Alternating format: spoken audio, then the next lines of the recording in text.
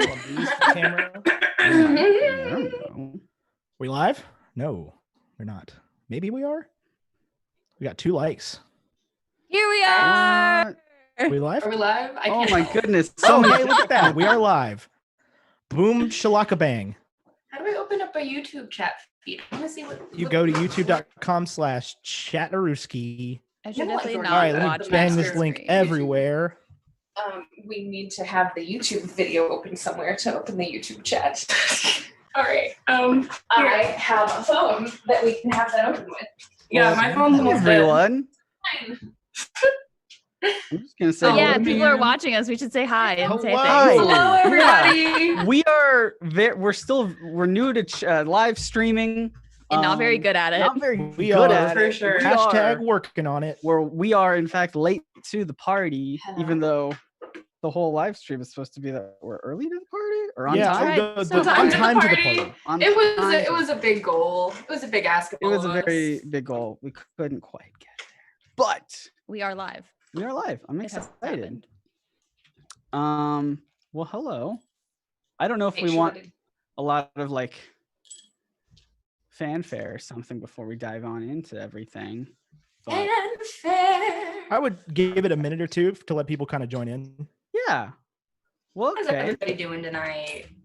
I have a chat opened up here so I can actually see what you guys are saying. And I'm Yeah, gonna tweeting. tweet right now with hey, this is a thing we're doing. Are you for tweeting? I'm charity. tweeting from the LTTP Twitter. I got it right now. No, I'm Okay. definitely tweeting from my own. Okay, perfect. That's absolutely what I wanted you to do. I just wanted to make sure. K9, I just want to say that I did dress Jordan. Mhm. Hey, I can dress myself. I'm an adult. Nancy. I can dress myself like nobody's business. Ethan's got that cool mood lighting going on. Right? Our man Rick, I'm seeing the audio is nerd synced. Does that mean that it is highly not synchronized? Boy, I super hope that it is synced. That would be wild if it was somehow not synced since we're not recording it. Yeah, but yeah, let us know if everything looks and sounds good in the chat, please. Would Mhm. appreciate it. I'd like to brag about my RBG pin that I have. Yeah, everybody looks really Oh, cool except for yeah. me, who looks like a mountain man who needs a haircut and a beard cut and is wearing a 1975 t-shirt.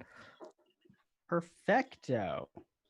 Did we bring down our webcam? Did we want to bring down our webcam? I think it looks pretty got good. it You down. guys Okay. look like you look fine. sports announcers. Yeah, Jordan we with are. the blazer going on. Welcome back to WBNE Radio, your only radio station for Miami high school football. So if you're watching and have Twitter or Facebook or somewhere where people can listen, go ahead and shoot out this link to them as well to help us get more people in here. So we have Yeah. a lot of fun friends watching. Also, is this set up? We had to make a new stream. Is this new stream set up as a charity? Oh, butts, no. Okay, you can do that in post. You can do that right now if Cool, whoever I'll be has right back. access to it. Yeah. We are. This is a charity stream Cute. that will. It's fine. This is a charity stream that will hopefully raise some good money for the NAACP Legal Defense Fund. Yeah. And we are matching the first $500 donated. So don't do anything yet, I guess, until a couple minute from now. A couple. Hold singular those minutes. precious pennies. Hold Yeah, them back, and We're then gonna run this like a NPR pledge drive. Yeah. Like, now everybody grab your telephones and hold your pennies here. Mhm, Oh wow, mhm. I was peeking. Got to get used to this new thing that Scott made me buy. Oh, the cloud lifter. I Yeah. love that thing. I'm With using so one. much nice audio sound. Yeah. So Ethan, you were talking about insight checks. And this is like a thing that I wanted to get into because I even thought about this, about the difference between perception checks, investigation checks, and insight checks. Well, by all means, Scott, let's yeah. get into it. Perception check to me is basically if you're just being observant of your surroundings visually, or you're hearing something or smelling something. It's you're not looking for anything specific. You're just kind of observing. That would be a perception check.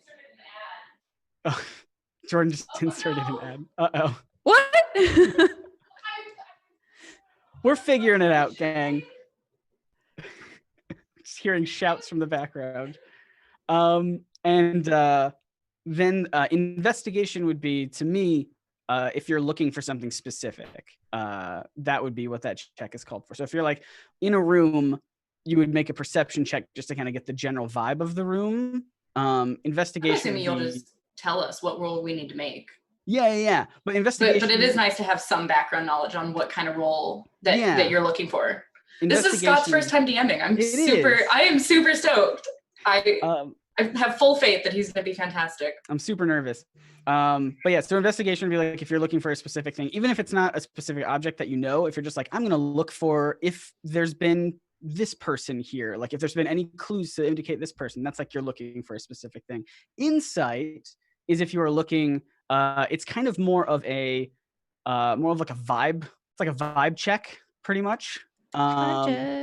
Of just being like, it would be for if telling if a person is honest with you, or telling if they're not saying anything, like trying to get their general demeanor. That kind of would be the distinction. Sunny days would thrive. Mm-hmm. Vibe check after vibe check. Mm-hmm. Vibe check.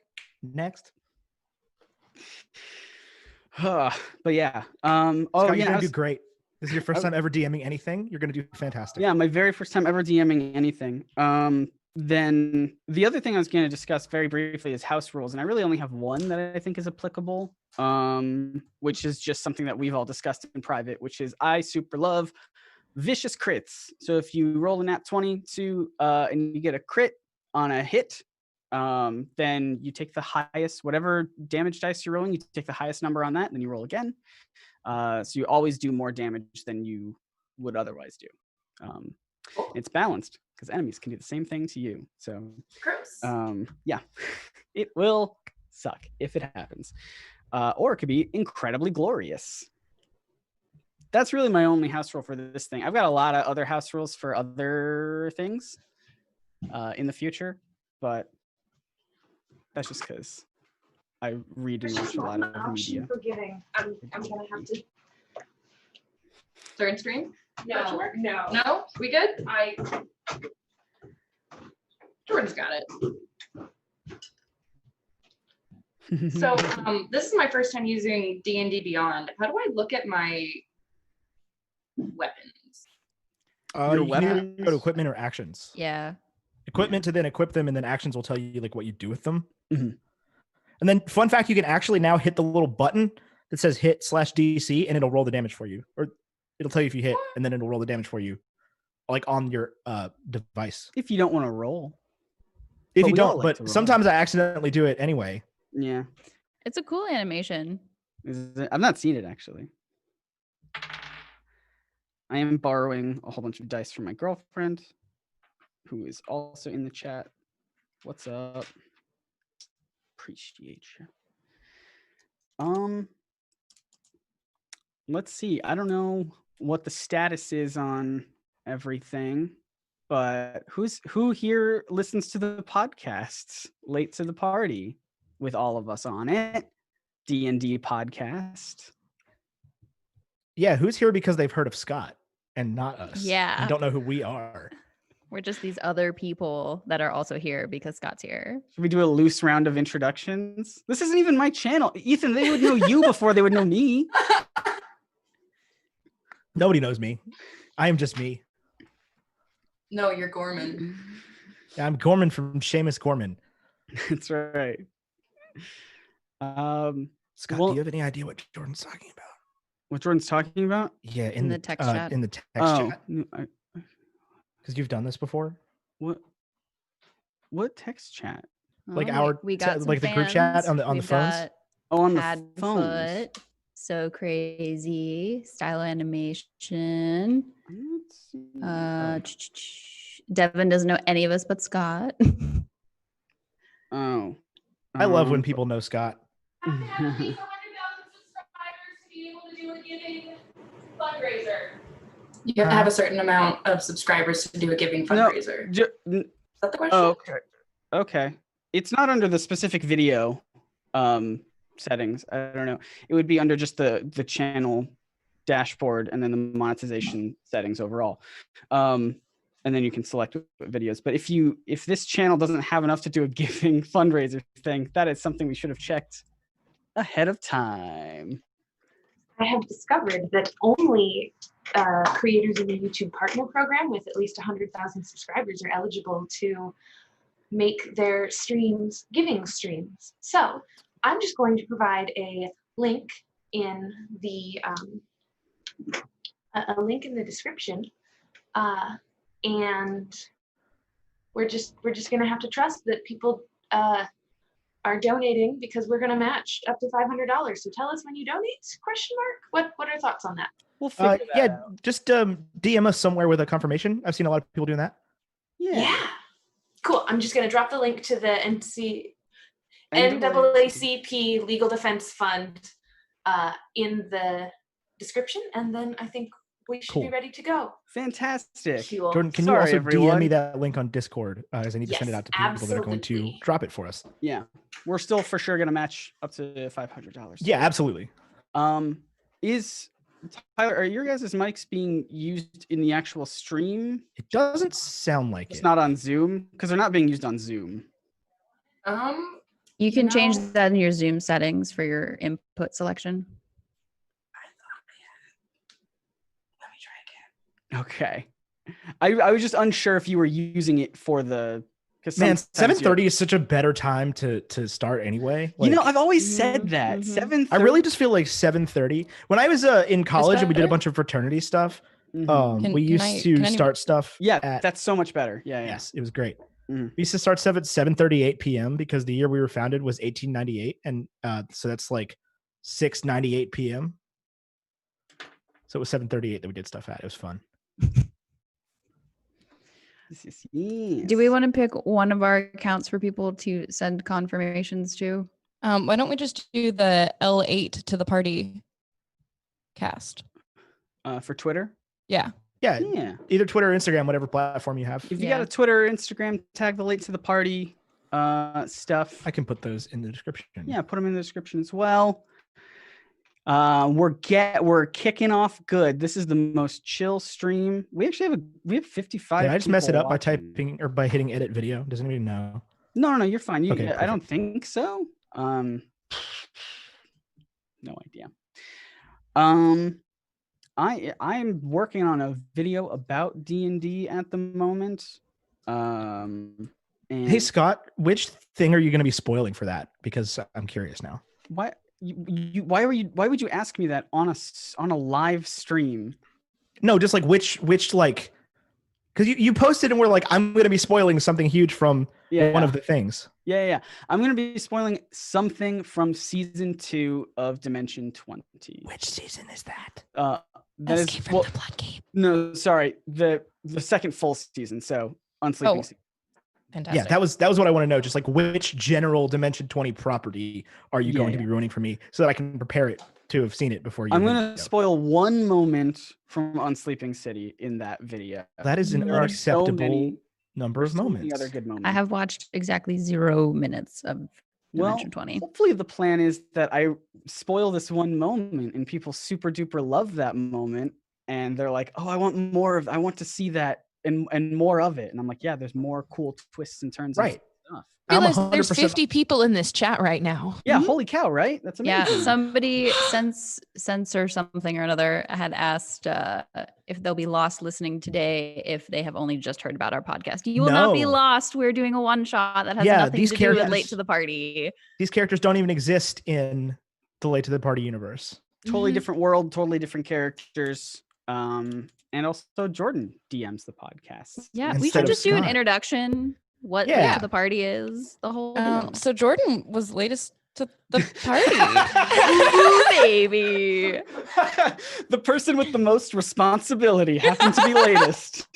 Hello, my name is Jordan Balky. Typically on LTTP, I am the dungeon master, but today I am playing Brylena, a wood elf ranger, and I just have a very special place in my heart for her because she was my very first character that I ever built, and I think she might be like one of my designated one-shot characters because she's just a whole lot of fun to play with. She doesn't super care for other people all that much. Her and Sleaze are going to be besties, but not. Yeah, like so here's the thing. She thinks that she's really, really good with people, but she actually has a -1 to charisma. Oof. That's no So, good. She often has dirt on her nose or twigs in her hair. I went with a messy braid today in very Brylena fashion. Love that. Sorry, I'm writing down everyone's names because you guys sent me character sheets, but I'm all analog right now. I've just got paper. That's a fine. I can go next. Yeah. Hello, my name is Tyler Doobie. I am the younger sibling of Jordan Balke. And I'm playing my first character built. Well, it's kind of like a rebrand of my first character. Zazmac, a half-orc barbarian. Zaz is 14 years old and has recently run away from home. Well, not so recently anymore, but like getting there.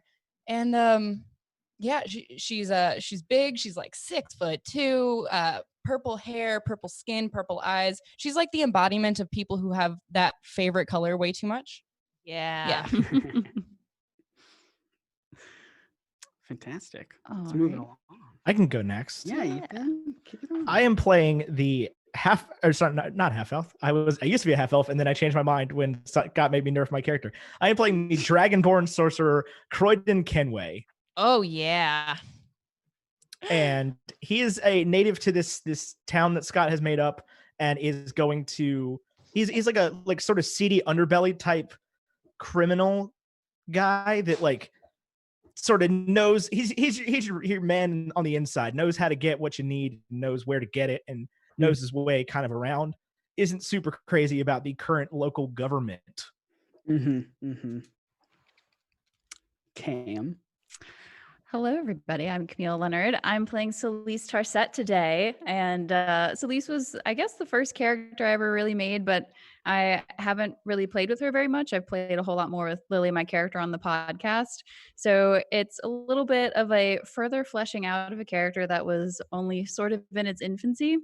So Celise is real gruff, and she really doesn't like people, and is rather violent, a bit of a loner, and she has a background in metalsmithing and made her own weapons. So you better be careful, because she's definitely just gonna punch you in the face if you make her mad. So that's Celise. Fantastic. And I am Scott Nicewander. I normally play Coach Tucker on the podcast, but today is going to be my very first time ever DMing anything. So excited. So I'm very excited. I'm incredibly nervous. But yeah, I think, what do you think? What do you say? Do you just want to jump into this whole world? Do we want Is to everybody in the chat ready for us to rip into this? Yeah, give us tell us if you want to rip it. Do you want us to rip it? Let's Rip it and rip it, bro. Rip it and rip it. I've been that practicing from a rolling the thing? dice like the dude who plays Riz in Fantasy High. Oh, He's yeah. like, Bah! That's how you do it. pinky out every time. Okie dokie. I don't really have a character order to start in, but I figured we can at least get started on this little town here. paint us a picture, Scott? Yeah, I'll paint you a little word picture. So it is a quiet, calm, beautiful summer day in the small town of Chitterwood. And there is an annual festival going on. It is a summer festival. People are out in the streets. Everyone's having a great time. This town is just big enough that there would be a lot of local vendors. And like this is kind of a big to-do, the biggest kind of to-do in this small little town. A couple of you are locals. A couple of you are travelers. This is an event that would bring travelers in to an otherwise very quiet, boring town where nothing is going on. There's food set up, food and drink. All these bartenders and people who own the pub are now setting stuff outside for people to try new samples of their kind of seasonal stuff. There are lots of fun and games to be had, archery tournaments, and throwing, that bottle game where you have to knock bottles over, throwing a ball at it. There's all sorts of shops. Do what? I just nice. Yeah, yeah. Very classic summer. Oh, I mean, Yeah. this is like Is this like Six Flags? It's like a local Nah. Six Flags. Like Medieval Six Salem Flags. Fair. Mm-hmm. It's a very fun time. There's well, who wants to go first? Like I said, I didn't have a character order. Should I roll for it, or should someone just want to volunteer? Roll for it. Let's for roll it. some D4. dice. All right, here we go. That is gonna I'm a be 2. That's what? She just called 2. I don't know. You just call. I'm gonna go in the order that it's presented on my Zoom screen, which Fine. is Ethan, Cam, Jordan, Tyler. All right, I'm Um, 3. You're 3. It did land on 2s, so you did call it well, but you're not the 2. All in the air. That's how dice work. Mm-hmm. Typically.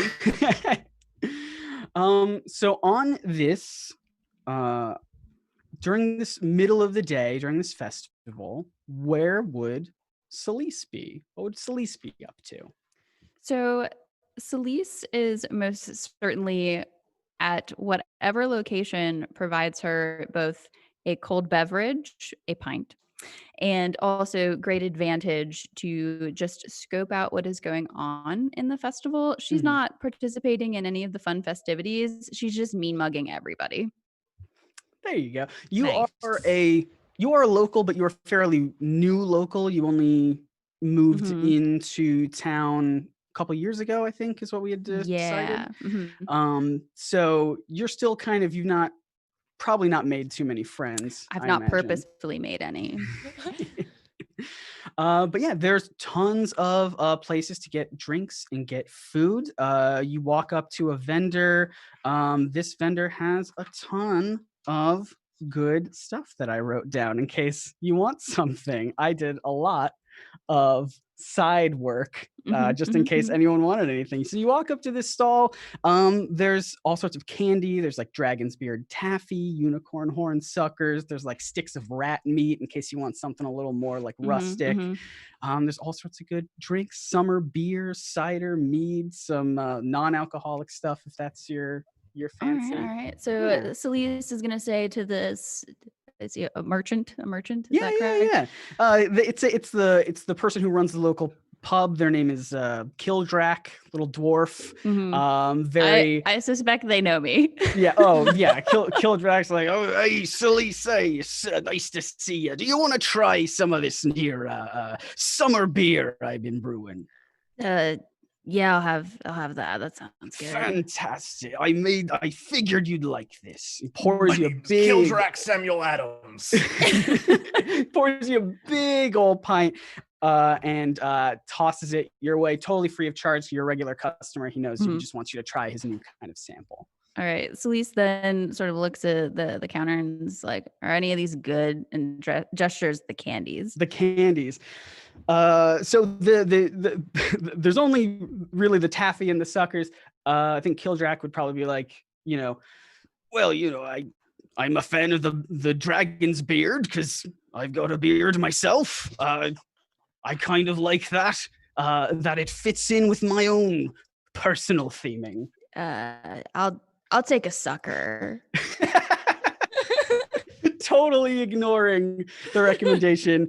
He very sadly hands you a sucker. He really thought he sold you on the taffy. Fantastic. And you just continue to look around and eye people. Thanks, man. Fantastic. We're going to move on to our other local here. The roll of the die decided it. What would hold on. What was your name again? What would Croydon? What would Croydon be up to right now? So he would be kind of hanging out at you said there was a bottle game, like a throw down the bottle game. Oh yeah, absolutely. Yeah, that would be 100% his game. So that's traditionally your most rigged carnival game, is what he would think. And he's sort of a seedy kind of guy trying to Robin Hood this guy out of his own cheating. So he's trying to cheat the cheat here. Okay, awesome. And play in this bottle game. Fantastic. Yeah, there's just this this kind of very tall, lanky, maybe like half elf kind of person standing there, has been suckering people all day. You walk up, you pay the little fee to play this game, and if you want to throw it, you absolutely can. I wrote little things here. Yeah, I'll throw you get one ball. There's 6 stacked cans. You have to, I mean, you know this game. You have to hit it in like a very specific, an incredibly specific place. Incredibly specific spot for it to even have a chance at knocking them all down. 100%. Excellent. I'm on And board. So do you want to go for it? You said you want to use like magic to try and cheat. Yeah, I would love to use some of my big sorcerer boy magic to try to cheat this guy out of a few bucks. Maybe get a stuffed chimera or something. Oh yeah, absolutely. I'm gonna just have you roll just a deception check to make sure that he doesn't see that you are cheating. Perfect. That's a 14 plus 7. 21.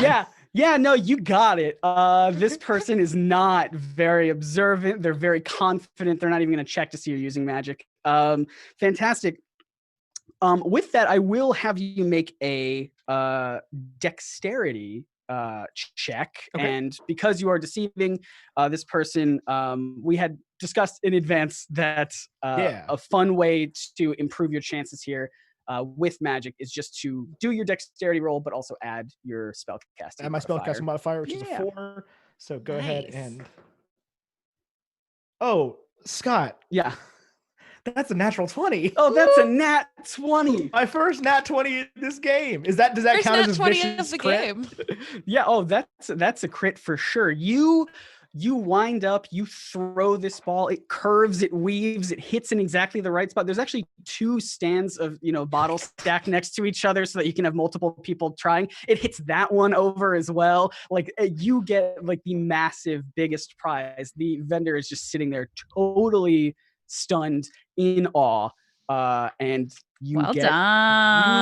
absolutely crushed it. I'm just going to look at him and be like, excuse me, sir. Ethan, how tall is your character relative the stuffed animal he's carrying? Oh, like he's like going to be 5 foot, or no, sorry, like 6'5", something like that. Oh, man. An absolute unit of a dragonborn. And he's going to come up to this lanky guy and just say, excuse me, sir. I'd like the stuffed chimera there. So you can see I won your little game. Totally speechless, eyes wide. They just pluck the little stuffed chimera and just hand it to you. Excellent. That's all yours. Perfect. He's gonna put it just like around his shoulders. Oh, A true so man of the cute. people, a dragonborn of the people. That's so cute. And then you just continue about your day. Let's move on to that is gonna be let's see what Brylena is up to. I'm pronouncing that right? yes. Right? What would Brylena be up to at this summer festival? So because I knew the summer festival was in town, I probably, I'm not the nicest person ever. So I probably would have spent a little bit of extra time with some of the small game hide I had, and made like little tchotchke type things, or small little pouches that people can hold things in, just anything out of basic leather. I might have some dried herbs because I really like growing herbs outside the city. But most of all, I am certain that I would have my eye on any kind of archery tournament, just to show these fools. Yes. In the meantime, though, I'll probably so I also have a pet panther who just kind of hangs out with me. Casual panther. Yeah, she's very well trained and will not attack unless I tell her to. Yeah. Does the panther have a name? My panther's name is Betty. Excellent. Nice. Perfect panther name. Also, real quick, Twitter is now open for DMs. Yay. Fantastic. Twitter's now Slide open for in DMs. to the Slide DMs. into those DMs. Make those but yeah, so I'm probably gonna leave a lot of my stuff with Betty. I do, when I bring her into town, straight up fasten a backpack onto her. like saddlebag style though. She's strapped. Yeah. Is that what we would call strapped in the traditional fashion? Most people, when they're like, yeah, I stay strapped, they're talking about their panther that carries things for them. Excellent. And also I have some treats for her, just little dried meat nuggets for her in my pocket, so that anytime anybody approaches, if she gets a little nervous, I can just give her a little sneaky snack. That's cute. You had mentioned you'd want to do an archery contest. There is one happening right now. It's a super friendly thing, very small prize sort of a thing, but there is a leader on the leaderboard who is pretty confident no one can beat him. So I don't know if that is... I can't say no to a challenge. Fantastic. So you walk up to this very small, very quaint little archery competition. It's not really so much a competition as it is people can walk up throughout the day and make their best shots, and then there's like a leaderboard throughout the day. Only a few people have done it, and it's like very kind of run down. It's really more so for the kids, but adults get into it for sure, because they're very competitive. So if you would like to, the rules of the game are very simple. You just get 3 arrows and you just try and make shots at this little bullseye to see how many points you get and if you can beat the leader. And just how far away is my target? It is whatever is in range for you. Perfect. I am using my longbow, so I have a huge range on it. Fantastic. Yeah, I do in fact think I'm going to take those. You said 3 shots? 3 shots. And you just roll whatever attack roll it is. And then there will be different DCs for each, how close you are. So the higher you roll, the more chance you'll get a bullseye. Mm-hmm. Yeah. And I would just add my normal attack for this. It's just a roll to hit, really. It's not really an attack necessarily. Like you're not doing damage or anything, but yeah, you're rolling. Right. But my bonuses that I have for being proficient with my longbow and all of that. Yeah. Whatever it is you roll to hit, that's what you're going to roll. I haven't rolled you for myself in a while. So sentimental. I've only been rolling them for enemies lately. So, How's it feel to be on the other side? You did get just a little powerless. 15 plus 8 is 23 for my first. Okay. You got it. 8? Yeah. You get a +8 to hit.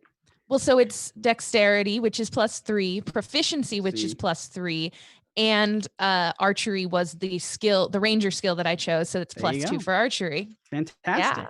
You have 2 more shots. That one did hit, by the way, dead center bullseye. You, at your very first time out, loose this very first arrow. So are you a cool walk away type? Like, don't even look at it, walk away? Or are you just obnoxious? By the time the first arrow was in the target, I was already reaching for the second one. Didn't even look. Incredible. Ooh. Go ahead and take your second shot. I will say as well, there have only been 3 other people who have done this today. And I rolled for them in advance. The first one did terribly. The second one did okay. And the third one did pretty good. So you got some competition. Unfortunately, my second shot wasn't quite as good. Okay. I got a 16 total. That hits the very middle kind of red band of the target. So you still hit the target for sure, and you still get points for that. Just a little off center. Okay. Go ahead and roll your third one.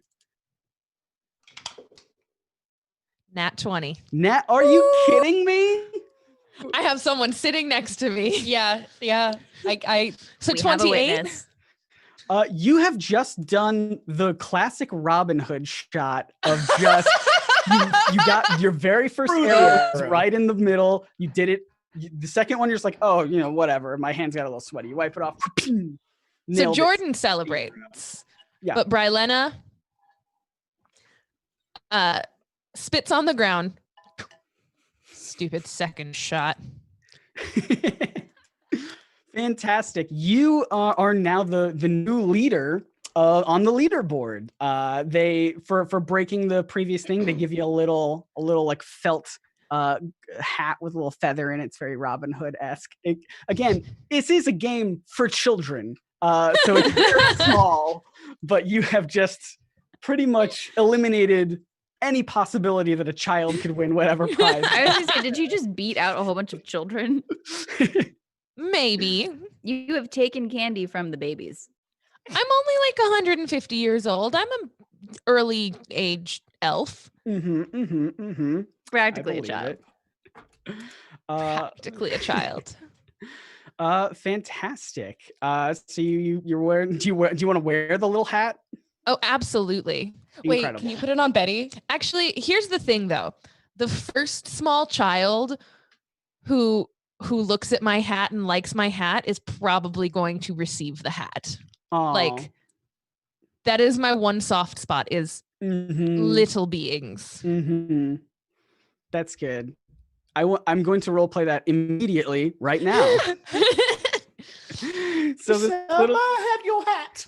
This little girl who's been watching you fire all these arrows has been so impressed and has stopped what she was doing to just stop and watch you shoot off your last two. She stopped at the first one and was like, whoa, watched your last two, sees you get this little hat, and it's just like, oh, that's so cool. I like that. Mom, I want to shoot arrows. Mom. How far away am I from the carnival games? And if I'm close enough to see, do they have like little kids like suction cup type arrows, like dull point, little baby sized? Just Nerf give her a exists. longbow. What are you Nerf talking about? exists in this world for sure. Great. Yeah. So I'm gonna try to bribe the guy working the thing with how much does it cost to play the thing? To play which thing? One of any of the games. Oh, I don't know. Nothing. Like a cheap. Okay. I'm Yeah, gonna super flick him cheap. a It's for the gold community. piece. Yeah, Yeah. I'm gonna flick him a gold piece and say the little kid bow and arrow. Yeah, that's adorable. The vendor just totally is like, this is very out of the ordinary, but okay. Hands you the little children's bow and arrow. I'm gonna take the hat off of my head, bend down on the ground, plop it on the little girl's head, and give her the little bow and arrow, and then say, "You gotta practice if you want to be as good as me." Jordan, how dare you make my heart swell many sizes? She says, it's Nerf or nothing. Yeah, just scurries away very excited. Incredible. And we will move on to our final player, which is Zozmak. So what would Zozmak be up to right now? So Zaz is just rolling into town. She has been hearing about this festival for quite some time, but was never allowed to go to it. And she heard about this wizard, and she's aware that he comes out and gives speeches kind of like at the beginning and at the end. So she might have missed the beginning speech, but that's fine by her. But she's been traveling, so she's going to look for some food. Problem is she has no money. So she's going to have to figure that one out. Fantastic. Well, this is mostly put on for the community, so everything's either free samples or quite cheap. So there are all sorts of there's obviously Kildrak's pub where Celise is. If you want some food over there, there's also a bunch of other vendors who sell things. Does Kildrax also have like mead or wine? Yeah, Kildrax has mead. Zozmak has never indulged and would very much like to. Fantastic. We're gonna have a lightweight on this podcast. It's a live stream. It's a live stream. Donate if you can. Link in the description. But yeah, so you wanna just roll right on up right next to Celise, who's just sitting and watching people. One addendum. Are there any like test your strength hammer machines? Not that I've rigged to play. But there is now. we could roll with it. We could just do it. We'll make something up. Yeah, like I definitely would love to do that. Yeah, let's say there's one right next to Kildrax. Great. I would like to play. Fantastic. It's just a very standard machine, little old hammer. You whack at it. If you want, I'll call this like a strength, just like a flat strength check of I don't know. Let's say DC 15. All right. You wouldn't want to call it athletics for any reason? All right. You know what? No, it's fine. You got it. Athletics. Yeah, why not? Okay. I got a 16. Fantastic. You smash this thing. It just barely gets there, but it rings the bell. All sorts of good stuff. Everyone's surprised. Kildrak turns over and he's like, "Oh, another one. It feels weird that we put this right next to where we sell the alcohol, but that's good. Good on ya." Maybe people get more confident when they go to your place. I like that answer. Come on, sit down. And he pours you a big ol' Sit down. Sit down. All right, I needed to do a character voice for Brylenna, and I could completely forgot. I was gonna do a British one, and then Ethan came up here, just set. I spent all day listening to Jason Statham talk to find this voice. So, I mean, I could do my southern accent again, but I think y'all hate no. that. Oh, so bad. is that Floyd Wilmer? Is Floyd Wilmer here? Are you looking to make Ethan rage quit? I could do Cynthia Tucker voice. Or you could let our current DM wield his magic. Stop talking. You're fine. I was gonna say no one's picked a Shaggy voice, so you could do that one as well. Zoinks, Betty. Perfect. You've got the animal sidekick. It works. I'm gonna chug the beer I was just handed. Incredible. I feel like I should make you do some sort of constitution saving throw or something. I forget how alcohol works. I did get a 3, but I do have a +5 to con saving. So I got an 8. Okay. This is a thing I didn't look up ahead of time. Jordan, do you know the rules about being like buzzed? I mean, delayed reaction, disadvantage on initiative. I don't know. Yeah, we'll make something up. You're a little buzzed right now. I am 6'2", 220 pounds. And you've never had a drink in your life. I've never had a drink in my life. Quite poorly. And I rolled quite poorly. All right, I'll just sit with my It's mistake. one of those situations where you like think you're supposed to act a certain way because you've had a drink, and so you're being a little more drunk than you really are. Yeah. I'm definitely looking at, like, I'm side-eyeing Celise and just like trying to pick up on her mannerisms and be like, yeah. How far away is this hammer thing from me? I mean, it's right next to Kildrax. You just saw Zosmak do it. Because Celise definitely wants to do it, but she would totally do it with her war hammer. That she would just like walk over and be like, smash, and just like keep walking. I'm not even going to make you do a check for that. I'm just going to say you've destroyed the machine. All right, I go and sit back down at the bar. Always got a 1-up. Incredible. So Zosmak, you had mentioned that the festivities here started with a speech from the town wizard. Anyone who wants to can make a history check about the festival in the town. If you're a local, you can do so with advantage. But I feel like most of you would kind of know what's going on here. See, the roll. Oh, I got advantage. Never mind. Well, okay. Cool. So I live here. And I got a 10. I got a 13. 13. Anyone else? Yeah, I just got an 8. Doesn't matter how much I trade here. Apparently, I'm doing poorly. You're rolling a history check.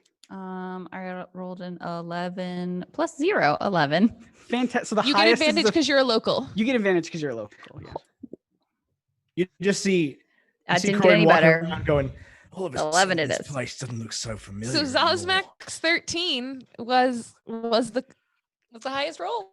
Perfect. Let's roll with that then. So Zosmak, you would know, and some of the locals would know some of this information as well. Obviously, they just aren't. They're a little distracted, so they're not picking up on it. But yes, this summer festival happens every year, and it starts with a kind of greeting from the local wizard. Towns like this of this size typically have a local wizard. They don't do anything except really protect the town if threats come in. They don't really establish any laws or run any kind of crime fighting force or whatever. They're really just the town's defense line in case stuff gets really out of hand. And the previous wizard that Zosmak, you would have come here to see. Yeah. You were expecting to see this person, but they, unbeknownst to you, were totally replaced 2 years ago. It's not abnormal. In fact, it's very tradition for wizards to pass down these roles, these titles to their pupils. But it's usually done publicly, and it's kind of weird that I would have caught wind of it, right? You would have caught wind of it if it was done publicly, but it feels like something was kind of covered up behind the scenes. And the new wizard that you keep hearing rumors about, again, you kind of missed their speech from earlier, kicking off the whole festival. But the new name of the new wizard is Stephen the Wizard. That's the new town's wizard. Just an ordinary Stephen the Wizard. That's who runs it. I'm gonna look at Celeste and be like, what do you know about this Stephen? That he's not around very much. He probably won't even come out today. He did come out to start the festival, but it was like very like protocol. He had to start the ceremony, then like quickly dashed back to the wizard's tower. Well, when did the old guy leave? Last year, the year before. It wasn't even really that big a deal. Weird. Mm-hmm.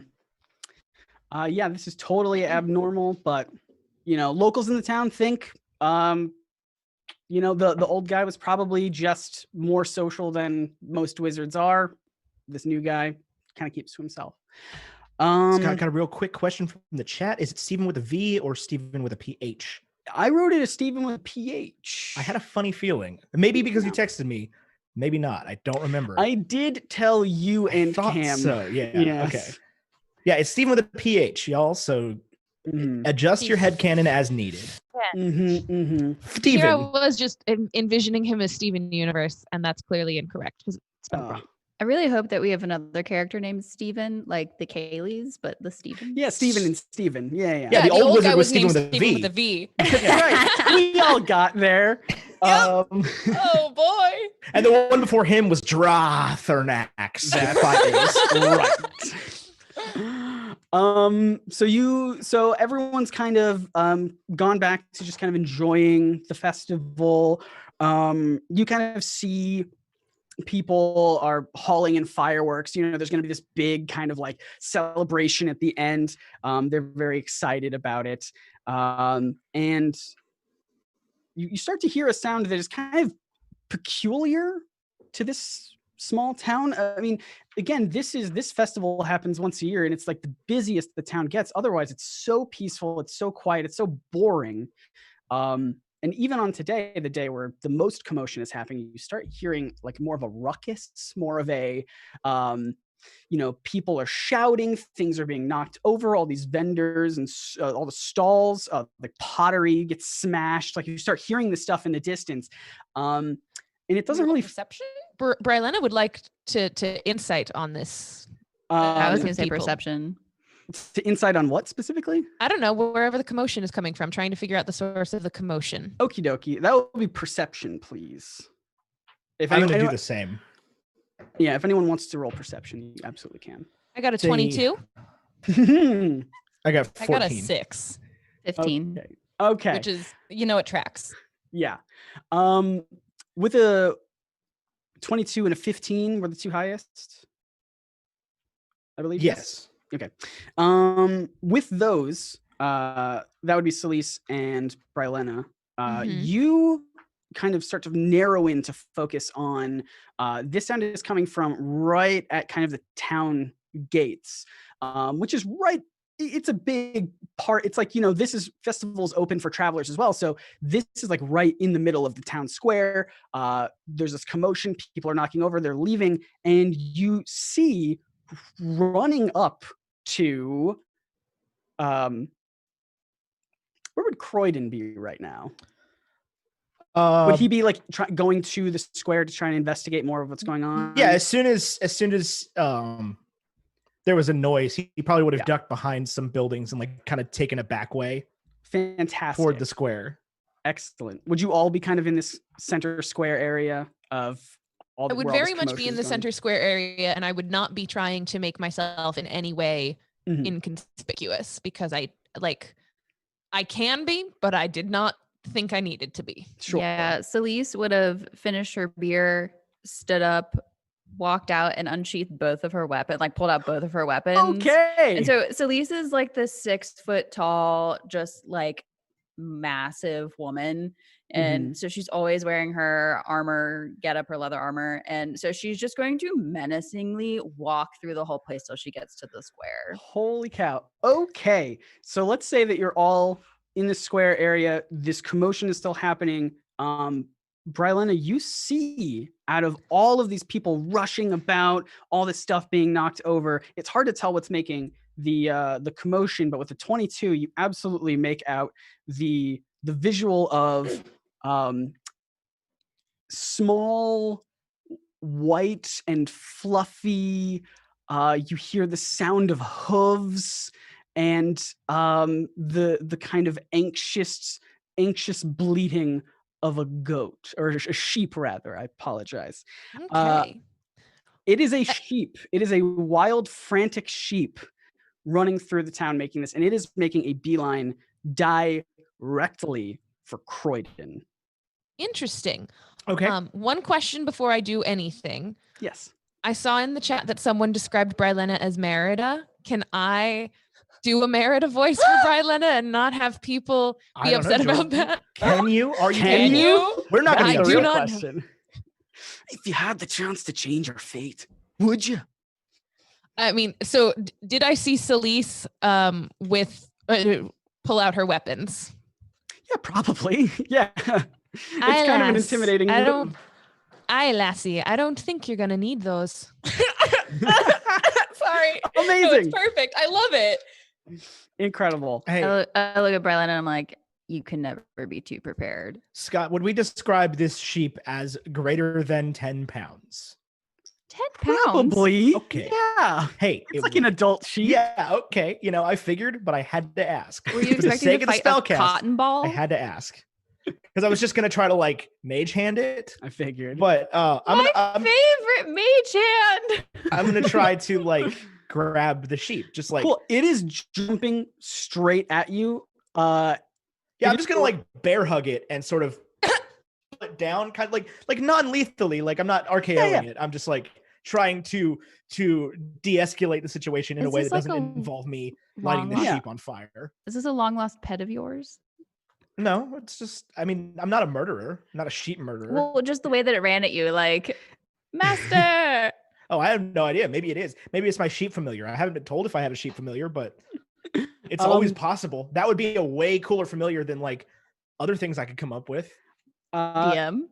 Ethan, I'm going to have you make a just an athletics check. Okay. Just to see if you catch this sheep that is flying. It's like hurtling its own body towards you. Despite the fact that that Croydon is huge, he is not very athletic.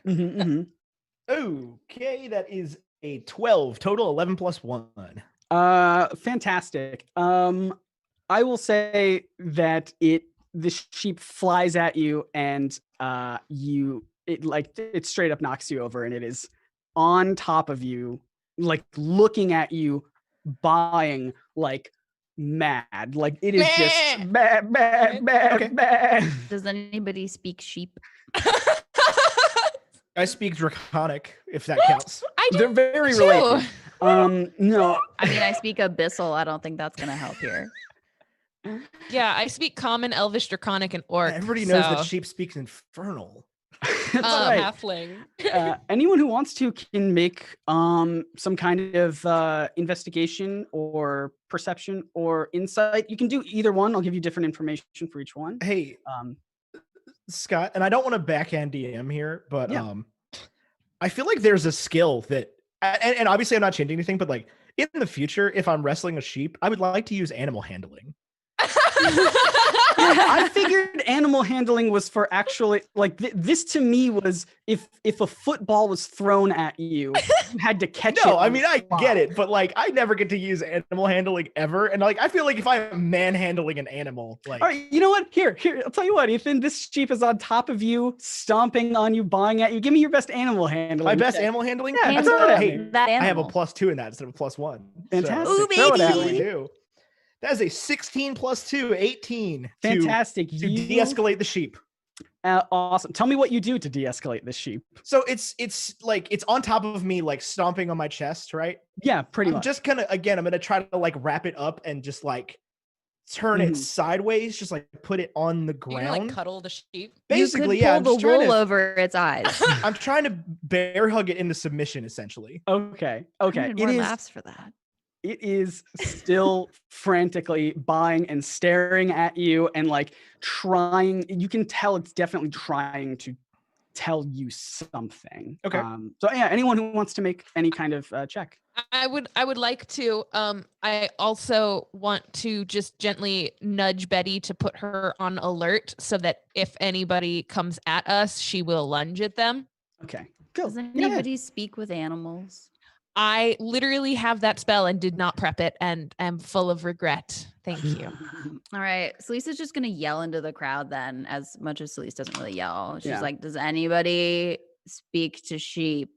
Everyone has pretty much just like what? I mean, Anyone? so Does this so I belong got a to +4 anyone? to nature. Yeah, perception, nature, insight. What do you want from me? It depends on what you want to do. If you perception and investigation will be the best thing. Insight can give you a different set of information if you want to do that. I will do insight for a 24. A 20 with a 24 insight, you can tell that this sheep is it's got something to say. It so desperately is so focused on Croydon for a very specific reason. You can tell with that 22, you can tell that it is focused on Croydon because it can tell that Croydon is the most magical person here right now. I would like to do perception on Croydon, please. If you would like to do what on Croydon? Perception on Croydon. Oh, okay. What are you trying to figure out? Whether or not he's a threat. Okay, that would be more insight, I think. Oh, sorry, the way that dice landed. Also, I'd eventually like to roll to intimidate the sheep. 16 on Croydon. Yeah. Okay. I'm gonna scream at the sheep. Well, so the insight on Croydon, there's no real information other than he's probably incredibly confused as well. Okay. What are you yelling at the sheep, Ty? Yeah, tell me what you're yelling at the sheep who seems incredibly distressed. Hey man, calm down. K is for horses, not for sheep. Can I try to perceive what the sheep is like running from? If you want to just give me a perception or investigation in any capacity, I don't. I literally don't. Apparently, I got a 2 plus nonsense. So okay. I want to give you a perception check. Yeah, I know. Croydon you do. does not want I to give know you a perception check. and I Yeah. appreciate that, Ethan. If anyone's how you curious, I got a doing? 4 + 4 on that intimidation check for the sheep. Okay, that sheep does not even acknowledge that you're there. It is so focused on its mission. It is shoving its face into Croydon's face. It's actually shoving its face into Croydon's hand now that I assume, Croydon, you have stood up. Yeah. I'm just trying to in any way to pacify the sheep. Like I would be like petting it and like hugging it, and everywhere that your hand goes to try and pet it, it shoves its face and Open its mouth. Open its mouth. Open its mouth. Ooh. I was gonna say I was just gonna cast like a mage hand like in a different direction to see if it'll like follow that. Open its mouth. Am I supposed to open its mouth? It's whatever you want to do. If you want to cast mage hand, I was gonna cast mage hand and just like just kind of take the hand and be like, I have a hand, and then like mage hand that way. and just like, Like, see do you what it's think gonna it's do. just obsessed with magical hands? I just don't know. I mean, I at this point I have no idea what it's doing. Yeah, so, is I that a mean, cantrip? Is that you? Yeah, just Mage do it? Hand's a cantrip. Fantastic. You cast Mage Hand. It flies back to the woods. The sheep for sure does not even it like notices, but it doesn't care. It is still pushing its face and mouth into your hand. Okay. Poof. Can I have Betty make a perception check on smell? Sure. Would Betty not attack a head defenseless sheep? Not unless I command her She's to. well trained, Ooh. remember? Very well trained. So Betty has advantage on perception checks that rely on smell. So essentially, I want her to smell if there's anything that's chasing or whatever the sheep. So Okay. I rolled a nat 20 on the first one. Well then, I will say Betty picks up a very faint wind of with a nat 20, I feel like I should give you a lot of information here. But Betty also can't talk. Right. I can't directly communicate with Betty. So, Okay, so I will granted, just I've give- had her for several years, so I know. Can you describe how she tells you things? Like what movement she does with her body? I'm gonna say that it probably is mostly in the pause as well as just general body language. Like is she scratching at something because she like wants to go, or is she like taking a defensive stance where she's sitting back a little bit? I mean, she's a cat. Yeah, We have cats. Scott She has hits the cat. whoa real quick. Yeah. Just Yeah.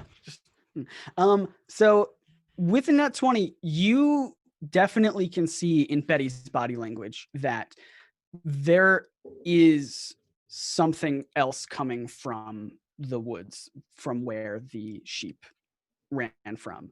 Betty is not concerned at all with the sheep.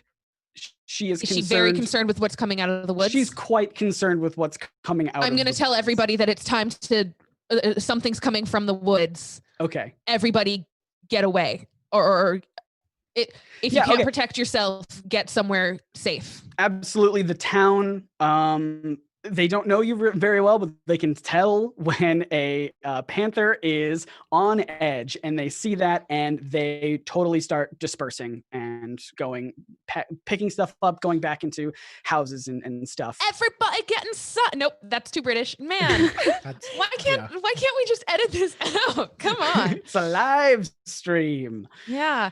So and then decided I'll to do her probably most make eye ambitious contact voice at on the live Celise, stream. or eye contact and sort of nod at Celise, and I'm gonna pull out an arrow and just be knocked but not drawn. I'm Fantastic. going to grab my hand axes off my back and just stomp on the ground and scream. Celise has a war hammer and a battle axe. Okay. I will say that you do get the suspicion that whatever is coming from the woods is not going to come for at least another couple minutes. Okay. So keep that in mind, as there is a sheep who keeps putting its face into Croydon's hand. God, I feel like can I'm I- just missing something completely. Can I? Is there something tied around its neck? Like investigate the sheep? I don't know. Yeah. Well, Celise, did you make any kind of investigation check on the No, sheep? but I'd like to because Okay. this thing's acting weird. Okay. Ooh, well, that's not gonna go over well. I got a was it investigation? Yeah, 3. 3. Oh my God, you guys. The rolls are not with us, are they? No, No. no, Have we already checked the mouth?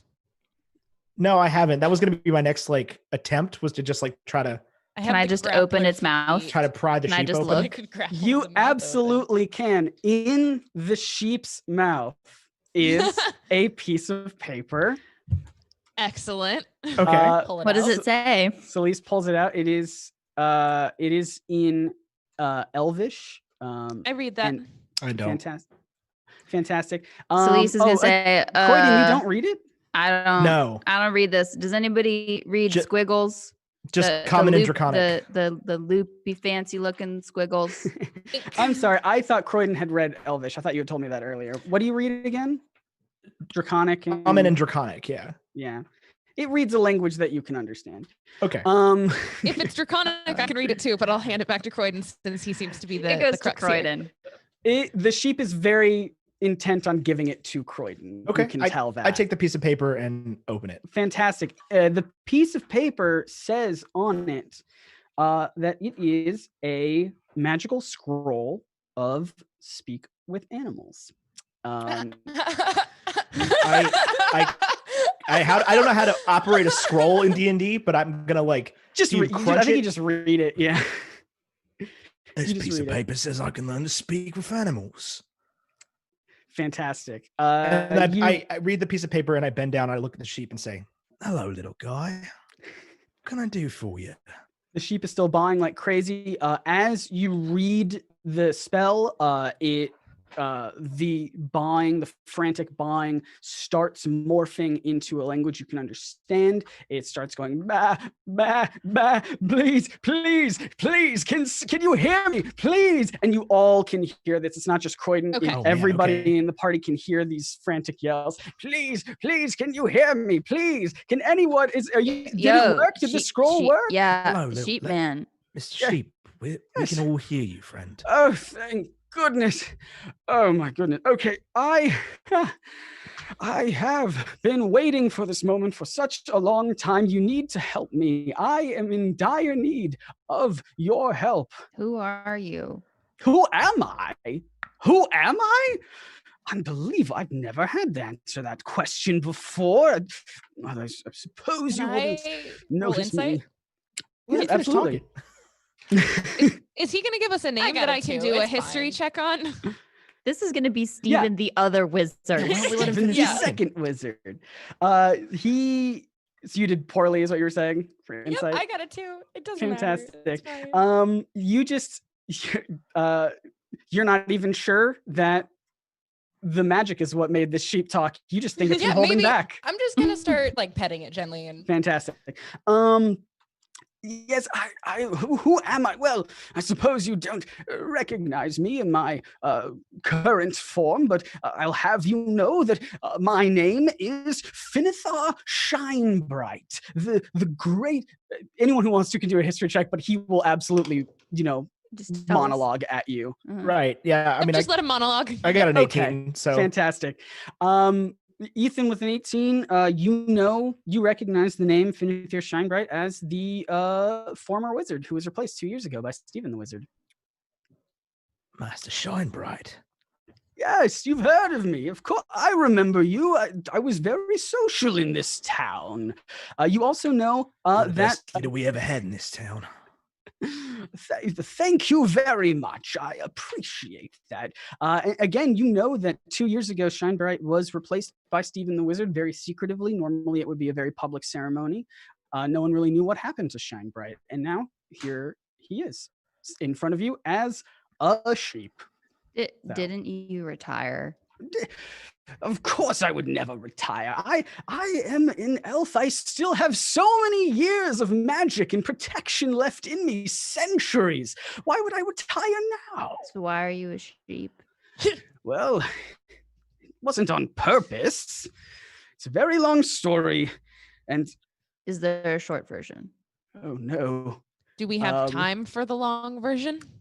It's coming to us. Unfortunately, as he tries to explain himself, Betty starts to perk up a little bit more. The threats that she had detected are now making their way into town. How far away are they? They are like walking up to you.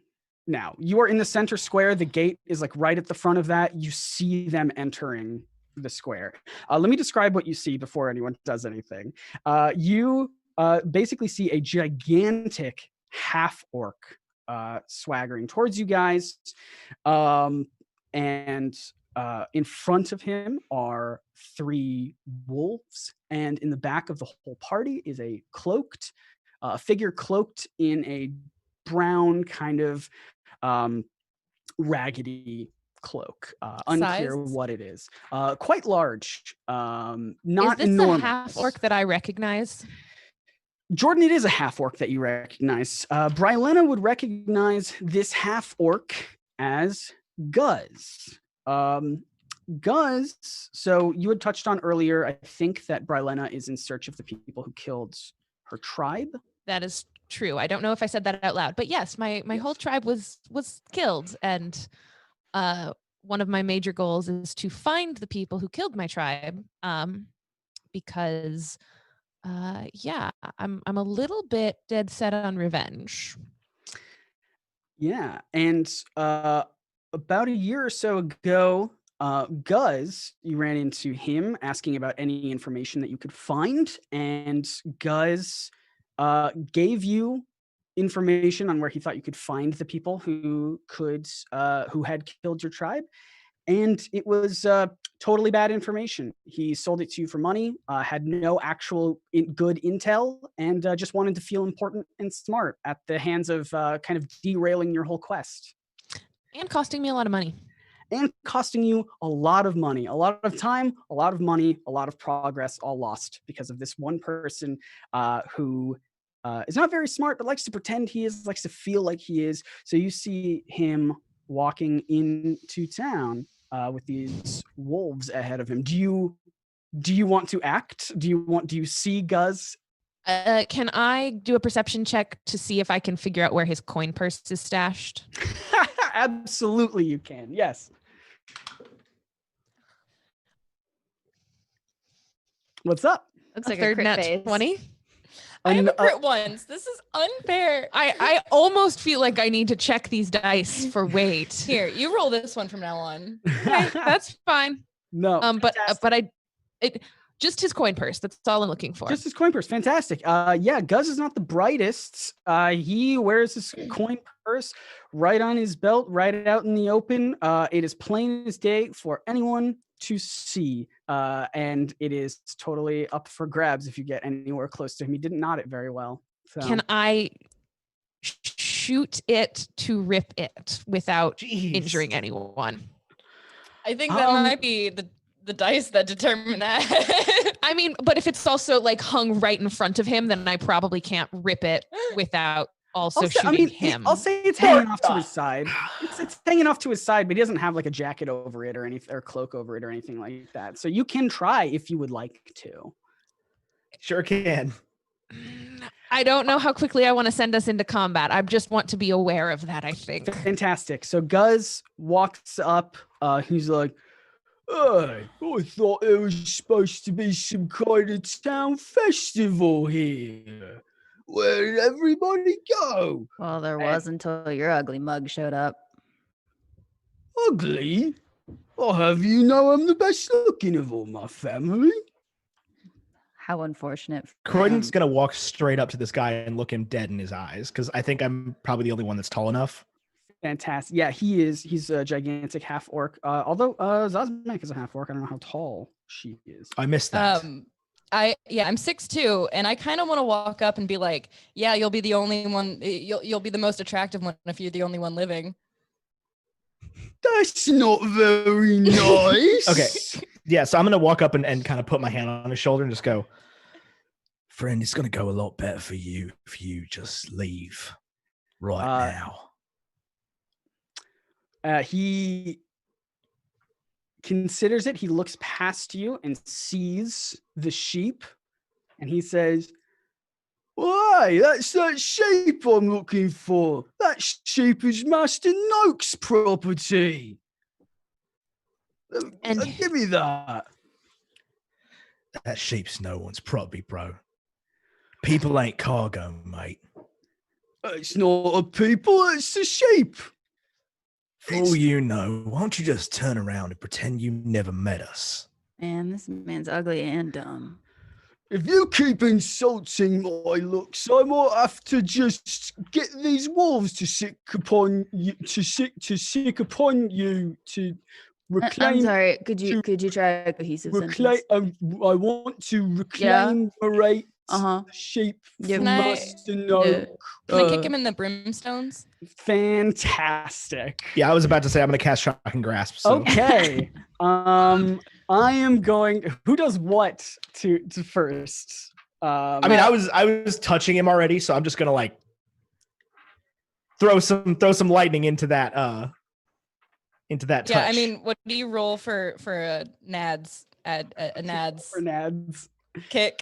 kick? I got a 15 plus 7 on that shocking grasp. To hit or to hit, yeah. To hit. I will say this is the one thing I didn't get to practice was combat. So Hey, okay. It's gonna be great. okay. What is his AC? Yeah, that hits. Yeah. Okay. I'll say this is the one hit you get off, and then we'll roll for initiative. Cool. Sort of a thing. I'm gonna roll damage on that then.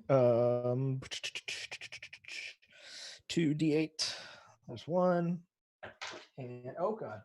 That is 7 damage. 2 plus 5. 7 damage. Okay. That is good stuff. Yeah, so you just touch him and like lightning shoots out of your hands. Yeah, so I was already touching him, like I did the like, hey man, you need to get out of here Yeah. kind of thing. And then I just, as soon as he started getting aggressive toward the sheep, I just shot some lightning into that. Fantastic. He takes 7 points of damage. And will for sure look to his wolves, who, by the way, if you are standing up next to him, you are surrounded by the wolves because they are in front of I him. love that. And have now surrounded you. Thank you. I believe there was a nard shot that was going on. Yeah. Get in. I want to do a nard shot. Yeah, surprising. Yeah, Surprising with a yeah. nard shot. Chat is saying there are a few dropped frames. Oh, well, that's fun. I can't see my sheet right now because Jordan needs to see her spells. Uh-oh. All right. I mean, it's an unarmed strike, right? Yep. Which, what do I add to that? Oh. It doesn't matter. I rolled a natural 5. Yeah, you for sure don't hit. Thanks.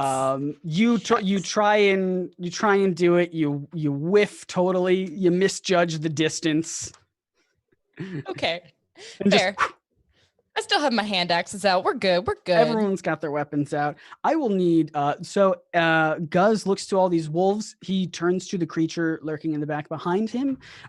It kind of disrobes the cloak that it had, and it is a brown bear as well, which is very strange. Bear. It is a bear. Walking It's a on All right, bear. Merida, let's go. Come It on. is a bear wearing clothing. Yeah, Merida, this is going to be a real interesting character exercise for you, isn't it?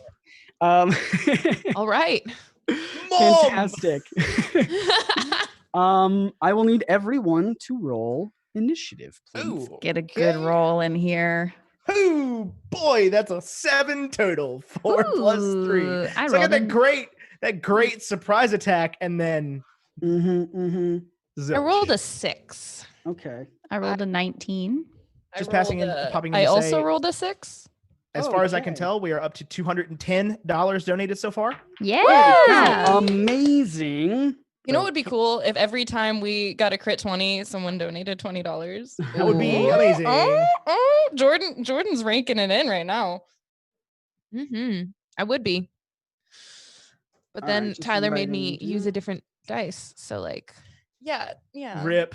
Well, Anyway, keep sending those confirmations. I'm getting them on my telephone, my cellular telephone. I Fantastic. don't know why I said it like I was an alien learning about phones for the first time, but that's it. Who got a 7? Who got a 7 for initiative? Oh, Jaboy, I got a I 7. I believe Brylena and I Me. both got 6s. Croydon, the- I have got a plus 2 to 19. initiative. I have plus she has 3. plus 3. There goes Celise. Um, Let's go. Oh, wow. Celise. Ready to Mm. smack some people. So who goes first between the two of you who rolled 6s? I Jordan. do. Jordan. Fantastic. Okay. Awesome. Wolf number 12 goes first. Actually, Celise goes first. So let me paint you the scene of what you're seeing in front of you.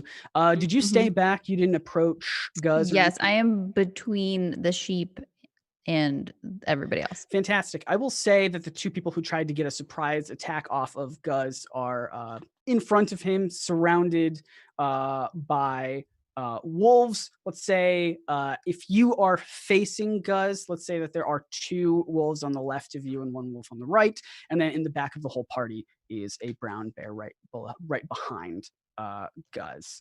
Mhm. So that is the scene. This is the town square. There's everyone has Okay. cleared thanks Mhm. to Betty getting a really good perception. So there's no need to worry about bystanders. There's a lot of clutter and stuff because the sheep knocked everything over, but otherwise it's quite a clear battlefield for you to just kind of. Okay. How far away are all of the people and the wolves? This is a small town. The town square is quite small. Let's say it's probably within 30 feet of you.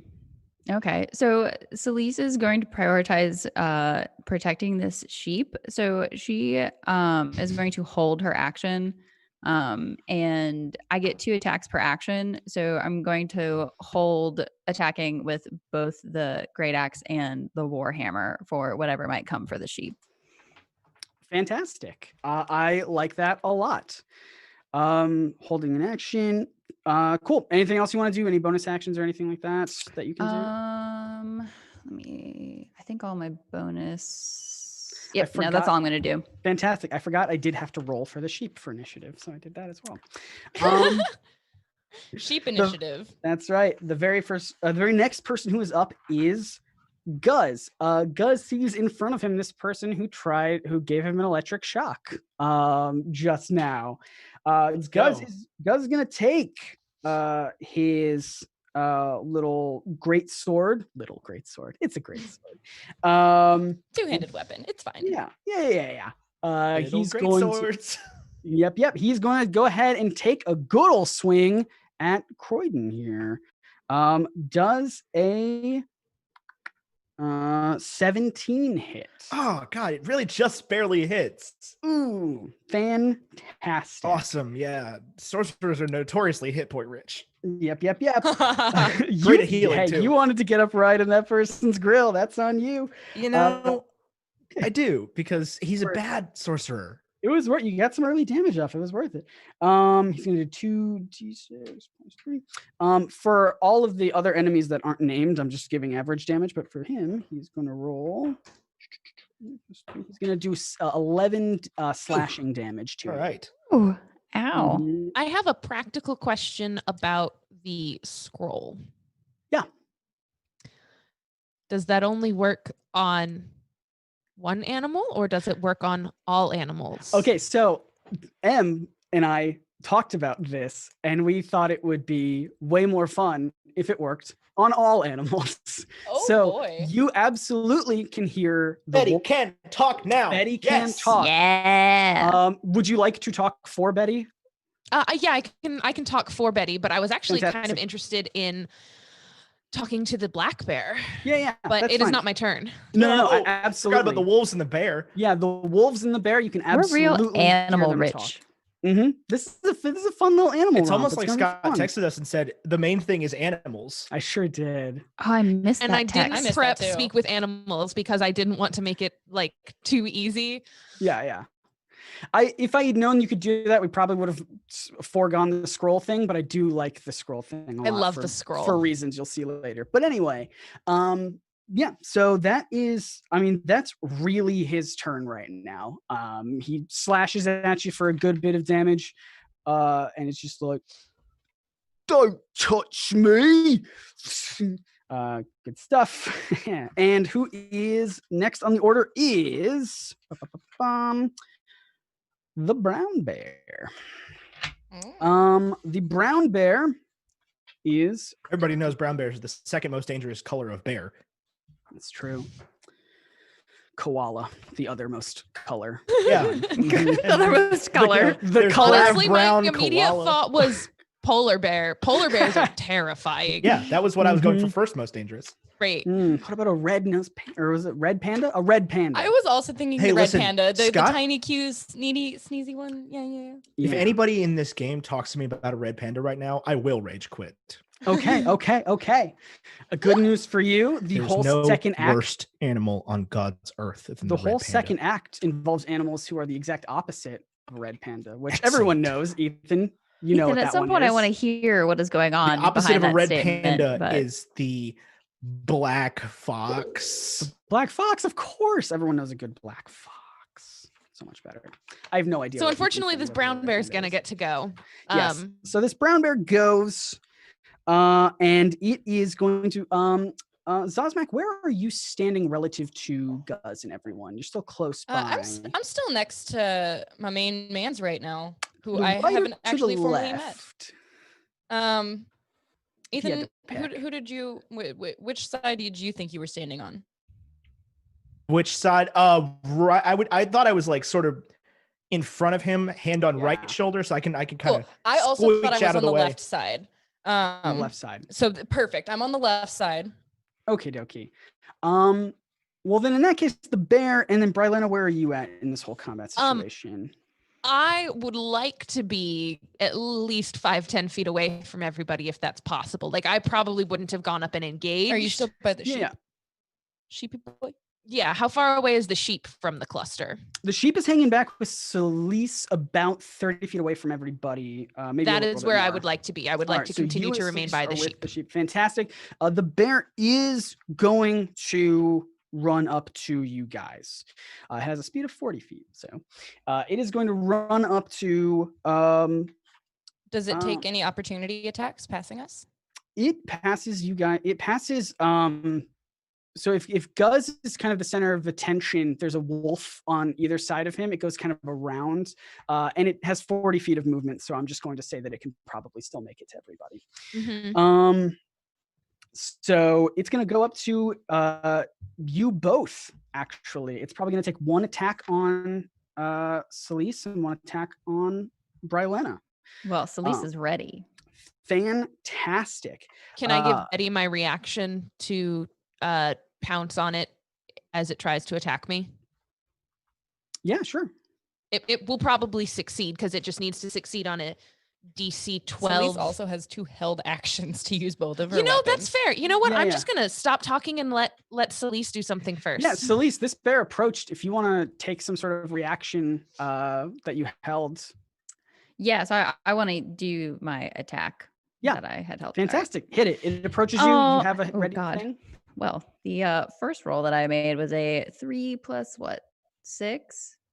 Yeah, 3 plus 6, 9. A 9 is not going to hit. Oh, surprise. All right, let's see if we can do a better roll. All right, a 7 plus 6, 13. That hits. Yeah. Yay! Yep. All right, so I would have probably swung with my battle axe first, so I would have missed with that one, and then swung with my warhammer. It is a 1d8 plus 3. Awesome. All right, let's get a 1. So it's 4 total. 4 total damage. Good. Excellent. Cool. So then this brown bear is going to, since you attacked it, it's going to attack you first. It is going to do a little bite towards you. Does a 14 hit? No. 14 does not hit. Fantastic. It's going to change its mind. It's not going to attack Brylena because you have done at least a little bit of damage to it. So it's going to hit with its second attack, or it's going to make a second attack with claws. It's going to do even worse. So totally tries to bite, tries to claw at you. 100% misses on both of those. The next up is Finith your Shinebright the sheep. I hope he does something amazing. He's an old wizard who's used to being incredibly powerful. He is going to try to get out in front and make some kind of attack on the bear. He's confident, he's cocky, he's used to being a big, powerful wizard. He has no idea what he's doing. So he's going to try and sneak around you guys. He also has a speed of 40 feet, so I'll just say you can get around it. And he's just going to make a little attack, which is just throwing his hooves at this bear. And it hits. It hits. He does. Go shine bright. Go shine bright. He does 7 points of damage to this bear. Oh boy. Which is incredible. Cool. And then, man, I hate that there's so many of my turns lined up. Minus that. We have 2 wolves up because they both rolled 10s. So we have 1 wolf who is closest to Croydon, surrounding Croydon. In fact, Croydon, you are at least surrounded by you're at least surrounded by 2. I am in my head it's like wolves, and then Croydon, and then Zazmak, and then the other wolf. How many total wolves are there? 3 wolves. 3 wolves. Okay. 3 wolves. So you're surrounded by at least 2 within 5 feet of you. And they are both going to attack if they can. Okay. And they get advantage on attack rolls because you're surrounded. Because pack. Because pack tactics. Yeah.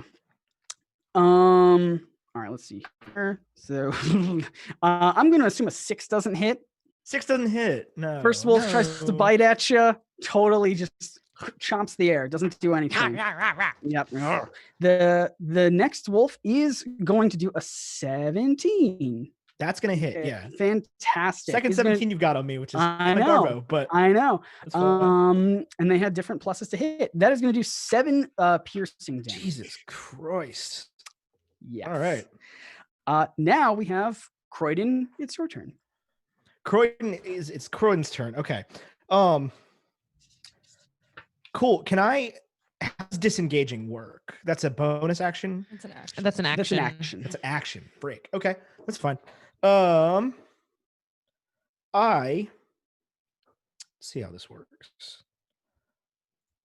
I'm gonna cast Burning Hands. Ooh, okay. Okay. Each creature in a 15-foot cone from where I'm standing. So I guess that would be Guz and the wolf that just hit me, I would imagine.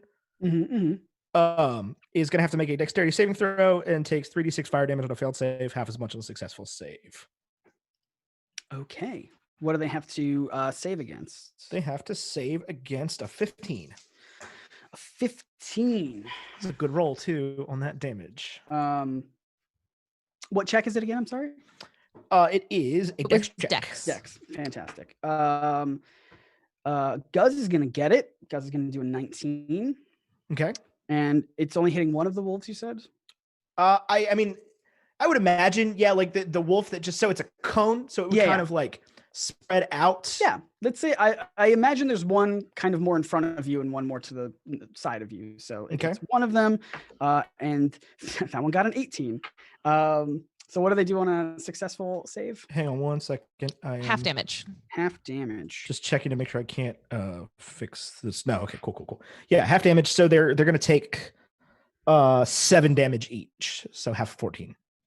No, sorry, half of 16, 8. 8 damage. Woo! That wolf is so basically real bad. Basically, Croydon has to like kind of do a Doctor Strange thing where he has to like pull fire from his 2 fingers, I think is what the spell says. So it just kind of like zoom out from his hands. Yes. And it would be like the sling ring thing, except with fire, and it goes out and it hurts people instead of opening a portal. Love that. Yeah. That the wolf that you hit is looking real bad. Guz is still looking fresh as ever. Okay. Is that your turn? Yes. I don't think I could do anything else. Yeah, that was my action, so I don't think I could do anything else. Fantastic. Yep. We have Brylena up next. So there's Guz and 3 wolves. There's Guz and 3 wolves up ahead of you. You also have, I imagine, very close to you, if not in front of you, is this brown bear who has been attacking Celise and Shine Bright, the sheep.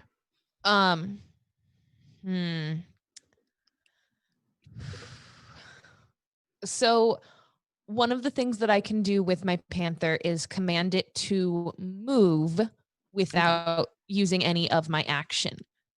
Okay. You as the DM, I am asking if I could command it to hurry the sheep away. like can you herd the sheep away? Or would that require an action? Because I can use an action to have her attack or do other things. And so like that kind of feels like an action, but I would like for it to not. I'll allow it. Yeah, okay. That sounds fun.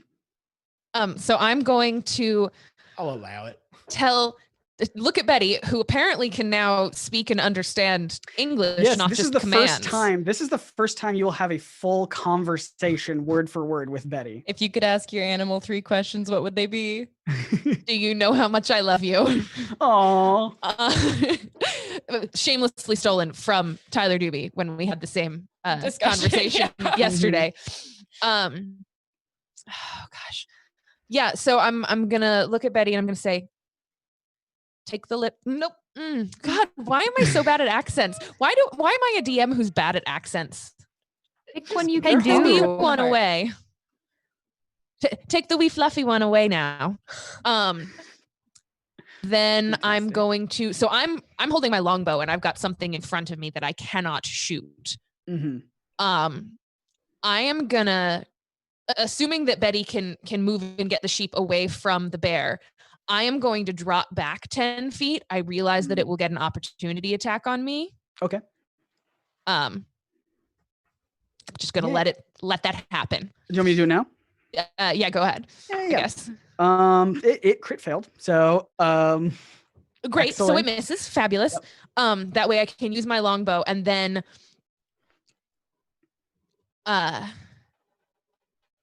do I want to call out at them to move? Because she speaks orc for sure, but also so does what's his bucket, and I feel like he'll understand that.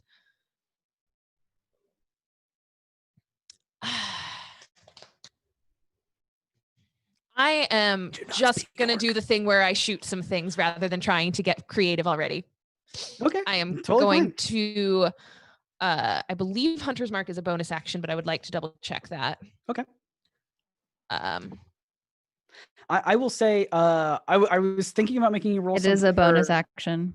I was thinking about making you roll something for Betty herding the sheep away, but I think I will just have Shine Bright the sheep make that one attack and then realize, oh, I'm a sheep. I'm not as powerful as I used to be, and we'll see this panther trying to herd him off and be like, good idea. Yeah. So I'm going to use a bonus action to cast Hunter's Mark on our half orc friend. Hunter's Mark. How dare That you. is brutal. Not you, half orc friend. That allows me, when I damage the target, I can deal an extra 1d6 damage on it. Excellent. Yes. And the arrow that I have knocked, I'm going to go ahead and fire Okay. right at him. I am looking like, oh, I don't think I want to just outright murk this guy. Maybe I do. I'm going to shoot right for his throat. Holy cow. Excellent. Sorry, I'm not a very good character. No, excellent. Well, so I don't know why I'm totally blanking. Which person are you attacking again? The orc.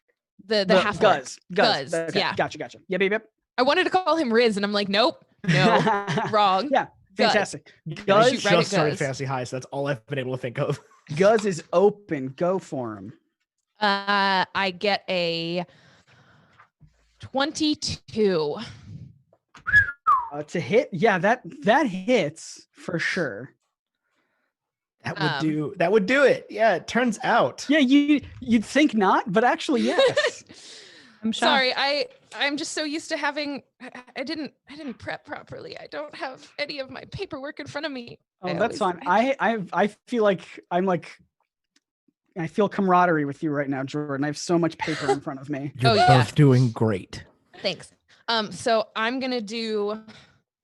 What was it? I said that the Hunter's Mark added a 1d6, and then the longbow is 1d8 plus 3 for my dex. So I will deal a total of 12 damage.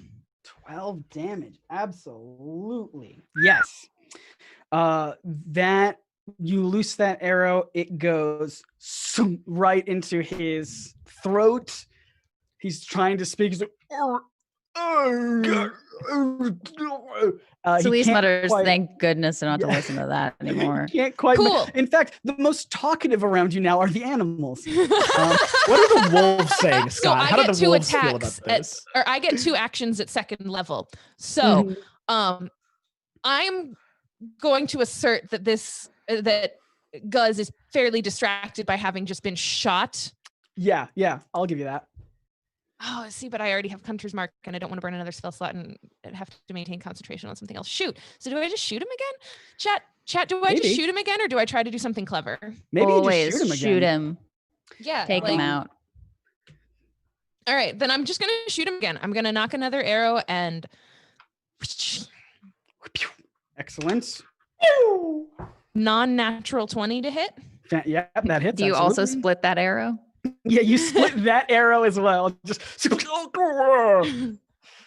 And Was that another nat 20? I said it was a Non-natural. non-natural Non-nat 20. 20. Okay, I was like, Jesus Christ. An Also, unnatural And I'm only 20. going to deal 11 damage this time. only 11. I did 7 with my fun hand fire spell, so cool. I did 4. Guz is looking bloodied for sure. Shoot. Well, Q told me that I should be clever. I will be clever the next round, I promise. Look, there are Yes. no fire alarms for you to pull. Yeah, you can't do any. Actually, I almost just spoiled something from LTTP 14, so not going to do that. Can't do that. Can't do Oh that. yeah. Cannot do that. What real quick, what's everyone's like timeline look like for tonight? Because this is one of 2 combats. So if I that could seems- literally play D&D for 24 hours nonstop and sure. be unfazed. Would anyone be upset if I grabbed some of the pizza that we had ordered from earlier, but I didn't get to eat because I was troubleshooting the stream? No one would be mad. Chew Everyone it would very, chew- Wait, yeah, very please. loudly into the microphone. Yeah. I was was just aim gonna away from the mic. Push the mic away. So I'm sorry that I just took my turn and I'm like, peace, guys. Yeah. No. Good. Oh, but you're do like it. pizza guys. Yeah. Got Pizza emojis in the chat, please. Conveniently, I do think that Doobie's the next one to go. And You so I sure will still are. hear what Was anybody here for Wait. the Bacon and Eggs Unicorn Store live stream? Give me a horse mortgage in the chat if you're there for that. Scott, what are you projecting the remaining time if we play everything? It's really just the combat that takes time. The next thing after this will be super quick to get to the next combat. It's just some exposition to fill Yeah, in. let's just keep on going. Great. Yeah. Fantastic. Zazmak, it's it my- is your turn. Great. So I'm gonna look at the wolfies in front of me. Shout out Wolfie anyway. And I'm gonna be like, are you trying to hurt that little cute sheep?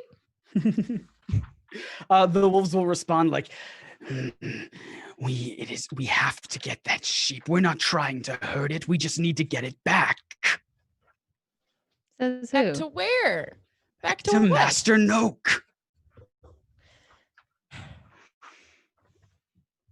I'm gonna go into a a rage. Excellent, excellent. Can I please go into rage? I'm gonna go into a rage, and I'm going to hit these. The wolves don't seem the worst. Yeah. I might. Can I hit? Not Riz, not Not Guz. not Guz. Yeah. You've got a wolf right in front of you. Guz is kind of off to his side. If you don't want to hit, that's fine. So I'm like frantically flipping through my paperwork because I cannot find where I put the. It's okay. I'm using D&D Beyond for the first time, and I accidentally hit like you can roll a dice to see if you hit, and it's the animation's so fun. So I've been So, sitting here this whole time just being like roll. I dropped it. I dropped the wolf stat block. That was very important. Yeah. Go into a rage if you want to hit this wolf. Go into rage if you feel like it. If you wanna. Yeah, if you I got a wanna. 14. Okay. Wait, You wanna hit my plus wolf, 2. You gotta get Plus with 2, my friends. so 16. Totally hits. Fantastic. So 1d6 plus 3. I'm gonna roll my bone dice. Oh, and it's gonna go back into my thing. 5 damage, but I have 5 2 damage. attacks. So I'm gonna also try to hit another wolf if I can. There's only one wolf in front of you. The other two are near Croydon, who is on the other side of kind of Guz and the like. Cool. You I'll hit the same wolf again. You can hit this wolf Who again. goes Yeah, stop absolutely. me? Yes. It's a 19. Yeah, you hit 100%. You hit this wolf. Wow. What? It's a 21. This Oh yeah, wolf it's a is- 21. I keep forgetting to add the +2, This and wolf does I not see keep it coming. missing this thing. And so that was 4 damage. 4 damage. Okay. I'm gonna rage even harder from how little damage I do. Yeah, this wolf looks horrible. Like it is beyond bloodied for sure. Tyler It is also barely forgot hanging on. that being in a rage means that there's 2 extra melee damage on each hit. So both Oh. of those hit had 2 extra damage. Hey, remember how I said that wolf was looking bad? It's dead. That wolf is dead. That wolf is dead. That wolf is 100%. You just dead. smooshed the Bye wolf. bye. I was This just is- like, I don't like this, and Mhm. stopped it. Yep. That wolf is gone. Excellent. Well And done. I Is there- believe that is the rest of my everything. Is there any hope for a redemption arc for either of these wolves? Can we bring them into our party? Well, not if they're dead. That's the biggest thing. It's kind of a hitch in the plan. No, I don't know. So that's the end of your turn, Zazmak. Yep. I'm just gonna scream at the other 2 wolves and be like, "Look what I did to your body!" You're Oh. next. Incredible. Gravy. So the fun thing is, the next person in that turn was the in this round is the wolf you just killed. So Not no gone. mo. Well done. And we will. Should I make you roll like an intimidation thing on these other wolves as you just Can have I? killed them? Yeah. I just You're in a rage. brutally- You killed one of their friends in like one turn. Absolutely, roll intimidation for him. That's an 18 + 4. Yeah, they're scared of you. They're gonna tuck that tail in the sure. legs. Fuck. Yeah. Oh, no. I made you make that roll, not even understanding what intimidation or fear does, but Ooh, we'll see. I'll I'm maybe gonna beat find up some out. wolves. Who's Yeah, gonna I'll- stop me? I'll Google it. The next person's turn is Celise. We restart the round. All right. Well, I am going to attack the bear that's in front of me. Fantastic. I'm just gonna go for it. Oh, I was gonna do something else. Was it a bonus action? Was what I was gonna do? Let me make sure that I do this in the right order.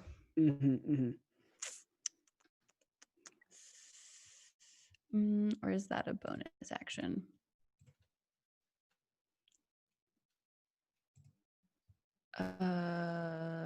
Yes, it's a bonus action. All right, sorry about that.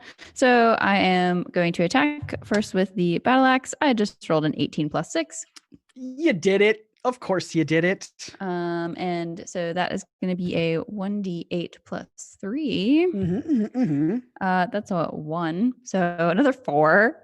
And Fantastic. then I'm going to swing with the axe, roll a 12 + 6, 18. You got it. It will also be a 1d8. That's a 5 + 3. And then I'm also going to do cast divine favor as a bonus action. Concentration up to 1 minute. And it says your prayer empowers you with divine radiance until the spell ends. Your weapon attacks deal an extra 1d4 radiant damage on a hit. So I think for both of those, I get to do 1d4 extra. Sure. Yeah. I think you're supposed to cast it before then, potentially, but I will say retroactively you did. I it and you had hit the- intended to. I wasn't sure if you could do bonus actions before you attack. Yeah, you can do bonus Oh, actions okay. whenever. Yeah. All No, yeah. right. Excellent. Yeah. Well, that was the we'll say that you intention. did it. Yeah. All right. So I rolled a 4 Mhm. and then a 3. So that's 7 extra damage that you've just done. Ooh. Okay. You. This bear looks real bad, so bad. You have just whacked it all over the place. Shing, shing. This thing is hurt, way beyond bloodied, for sure. Yeah, I believe it's Guz's turn now. Guz is not being able to speak very well. Not that he was able to do so before. Aw. He Hey, you guys, that sounds like a sheep. It sounds like a shame. He is going to, still with the only real kind of person. Well, I think he would see the this half orc go into a rage next to him, and he's like, "Oh, I'm one of them." So he's going to be reckless.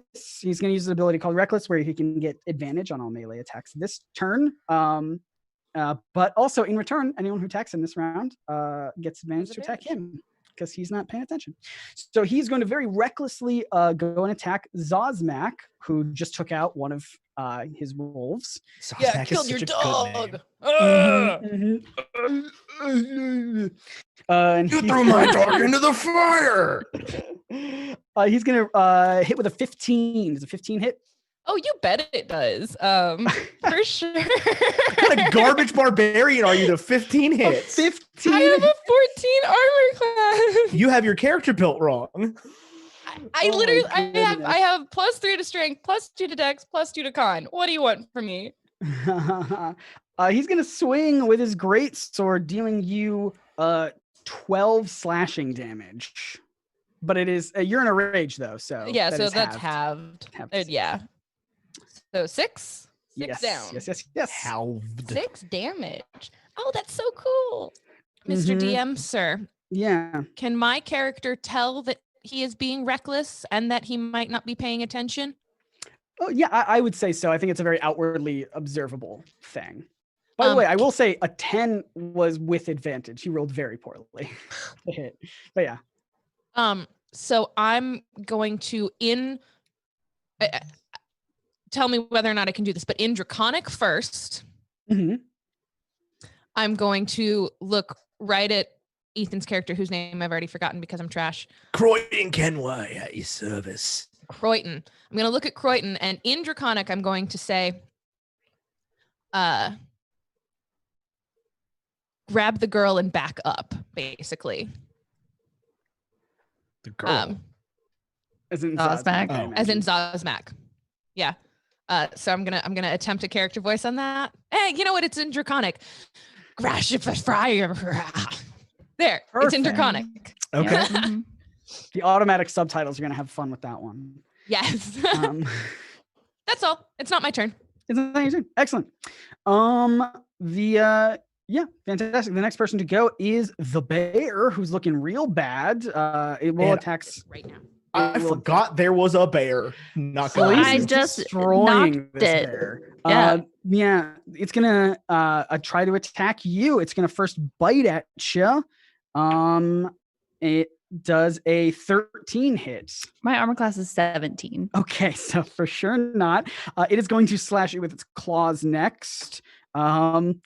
It's 13 again. Okay, so It has this not thing landed a is claw or tooth on struggling. me yet. And again, it can talk, so it's just like, man, I just want to hit. I can't. I'm so bad at this. I really wanted to impress people. Look, kid, you can turn around now and walk right back into the forest. No, I'm a big, strong bear, though. Are you? I want to be a big, strong bear. You're gonna have to train a little bit more. Grrr. And that will be just about its only thing that it can do. The next thing would be the 2 wolves next to Croydon. Croydon, these wolves are going. Okay. I keep losing the wolf stat sheet.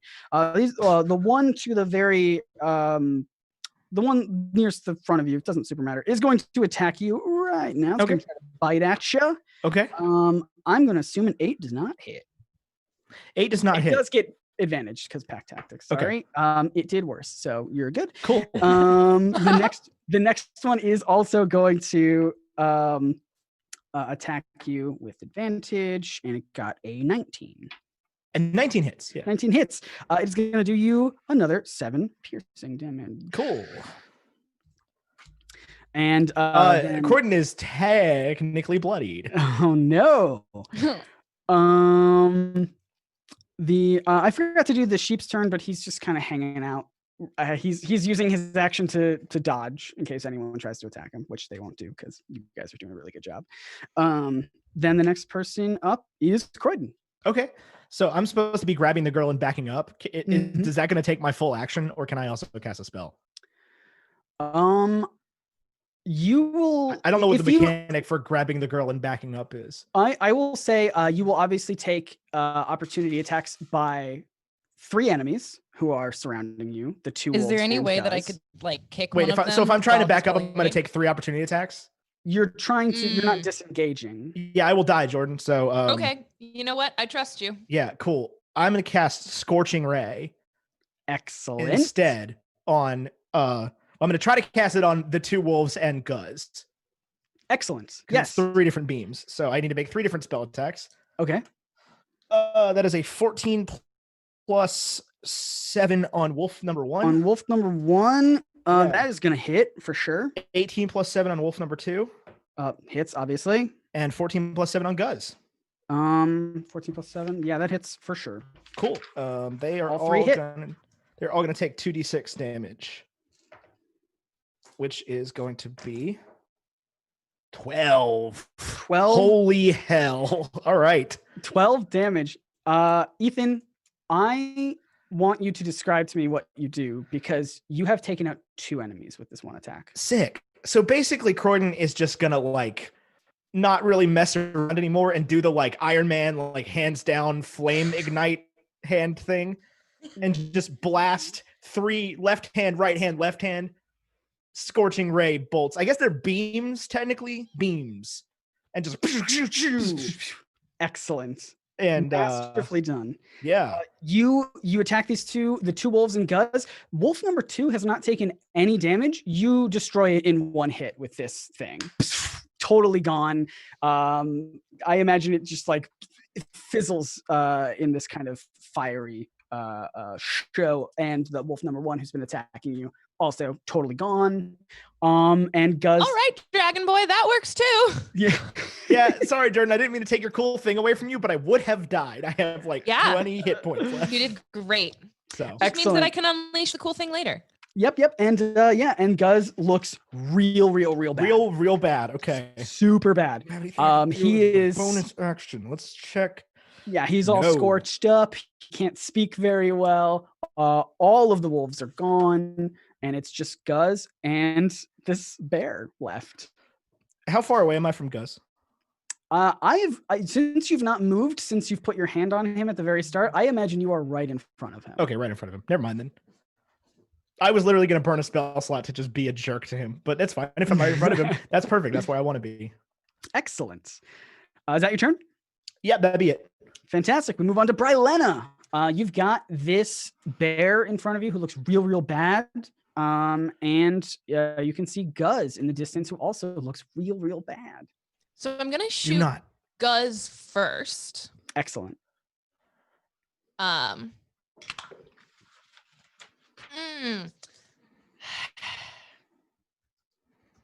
That's the lower number, right? Yeah. Oh yeah, definitely. Does a 14 hit? He's reckless. You get advantage. Yeah. Oh, thank goodness. Does a 20 plus hit? 22 non-natural, obviously. No, of course it hits. Yeah, absolutely. So By the way, for the record, a 14 would have also hit. oh, well, that's fun. But if you wanted to crit, So I don't want to throat shoot him again. If there is something on his chest region, Why don't you I put might it force to the feed him a side? good berry a little bit. Like if I knock him, I might force feed him a good berry and You gonna question shove it to the him. hole in his neck? You never I was know. going to say, I don't think he could talk anymore, but also, why don't you just for sure can't speak? Hey, why don't you take this opportunity to now shoot him in the money pouch? Trust. I'm gonna shoot him in the chest Okay. and deal 13 damage. He's Almost up, certainly going to he's kill up, him. but barely. Oh my god. Great. And We then gonna for my non-lethal damage this person. For my second arrow, I'm gonna shoot at the bear. Okay. 15. Yeah, for sure. It's Um, animals aren't armored, you guys. They don't wear armor. 11 damage. This bear is sitting there like, I'm a big tough bear, rah, rah, rah, and you just like right just knock the lights right out of him. This bear is gone. Scott, I just want to compliment you on your arrow sound effects. They are top tier. Thank you. Whatever you just did, it was so good. Yeah, it was so it was good. great. I need to add Thank that to the you, soundboard. Thank you. Mm-hmm. Controversial. This one? Purple. Fantastic. You have done Controversial incredible. tweet. You've done incredible damage to Guz, who's barely standing up, and the bear is gone. The only person left in combat to face is Guz. And I'm up. I believe you're up. Yep. How many arrows are sticking out of Guz? 3. At least you're 3. real Yeah. I'm And gonna he's burnt. punch them. Punch Oh. the arrow or the Guz? The arrow. Both. Or I could just hit him. Either way is fine. I think Either I'm way just is gonna fine. smack him. I will say Finithir speaking up in the back, being like, just kill him. I'll explain everything later. Just kill him, please. Cool. I'm gonna try to cut his head off. Can I do an insight check on Finith? Yeah, Finithir, yeah, go for it. I rolled a 15 plus 6, 21. Is he truthful and not harmful? He 100% is the good wizard who was before. These guys are for sure the bad guys working for someone named Master Noak. And he's being 100% truthful, and he just wants to get his old body back. Great. Mm-hmm. Cool. Do I attack with advantage? You do. Yep, you sure do. So that's a nat 20. Do it. Vicious crit. Vicious Hey. crit. So it's 1d6, so that's 6, and 6 then automatically. 6 automatically, and then let me roll another d6. I would just like to say that none of my crits were on actual attacks. I know. That makes me sad. And I got another 6 plus 3. So I did 12 plus 3. I did 15 damage. 15 damage. If he's not dead, we have words. Is that still plus stuff because you're in a rage, or did you already add that? Oh no, I didn't. So it's 17 damage. 17 damage. I don't need to know because just by critting in general, you've already killed him. He only had 4 health left, so you just demolish guys. Real dead. And how far away is the bear? Is the bear still up? No, the bear's gone. The bear's dead. Jordan shot it. Is anybody up? No, Are we out of combat? Everyone drops. You attack Guz. He how did you want to finish him off? Did you want to decapitate him? Yes, I would like to decapitate him. Fantastic. He's got these arrows sticking out of his throat. He's not looking really good. He's burnt up by Croydon's fire spells, and you just straight up decapitate him. His head goes flying back into the forest from where he approached the town from. His whole body drops down. There is a coin purse if anybody wants it. I'll just pick it up because I and- literally have no money. You are all fully out of combat. I'm going Perfect. to immediately walk over to Guz's body, see that you have picked up the coin purse, and say, a good portion of that belongs to me. You want to fight for it? Roll Intimidation initiative. check. I'm Roll just gonna- initiative. More I'm combat. gonna point to the arrows in his throat and say, I gave you that killing blow. Okay. While these two are having their pissing contest, I'm gonna go. Zazmak is gonna point to the place where the head used to be and be like, What throat? I did that. Yeah. Scott, Croyd- is there canonically an amount that he swindled me out of? Man, I don't even know how currency works because we never really play with it. Let's say it was quite a bit of gold, like 50 gold or something like that. Is that a lot of gold? I don't know. That is a lot of gold, but also I would have spent a lot of gold on it. So Yeah. At least 50 gold pieces of that are mine. Can Croydon heal himself? No, Croydon cannot heal himself. Okay, so Lisa's gonna walk over and do lay on hands, and I'm gonna give you 10 HP back. Perfect. Sounds great. Croydon's gonna walk over to Finithir. Finithir? Finithir. Fear, It's like the TH. word fine and then Sheep right. IR. Cool. Yeah, Finithir shine bright. And Croydon's gonna walk over to the sheep and kind of kneel down in front of him because he's huge, and Mhm, look at the sheep and pat him on the head and just say, Master Shine Bright, it's good to see you again. Can you tell us what's going on here? Yes. Thank you, first of all, for protecting me, for believing me. It appears I am not in my strongest form as I am used to. This So might be your softest form. it is. I am quite fluffy, indeed. Has anyone had a chance to pet? Everyone's got a turn. Yeah? I'm also gonna say I probably am out of rage because it's been a minute. Yeah. I wouldn't say that And no. Also, you petted can you decide to lately. leave for rage. Yeah. It was more of a bear hug or a sheep hug. So, Sheep Man, should we Yes. be concerned that there are more people coming after you and maybe we shouldn't be standing out here in the open? There may be, but we have to go to where they're all originating from. We So have should to have go a back. Drink at the pub first, and then And where is that? Listen, as you know, I used to be this town's wizard. I used to be the person who ran the place. And then my pupil, Stephen Noak, decided to, he decided to turn on Master me. Noak.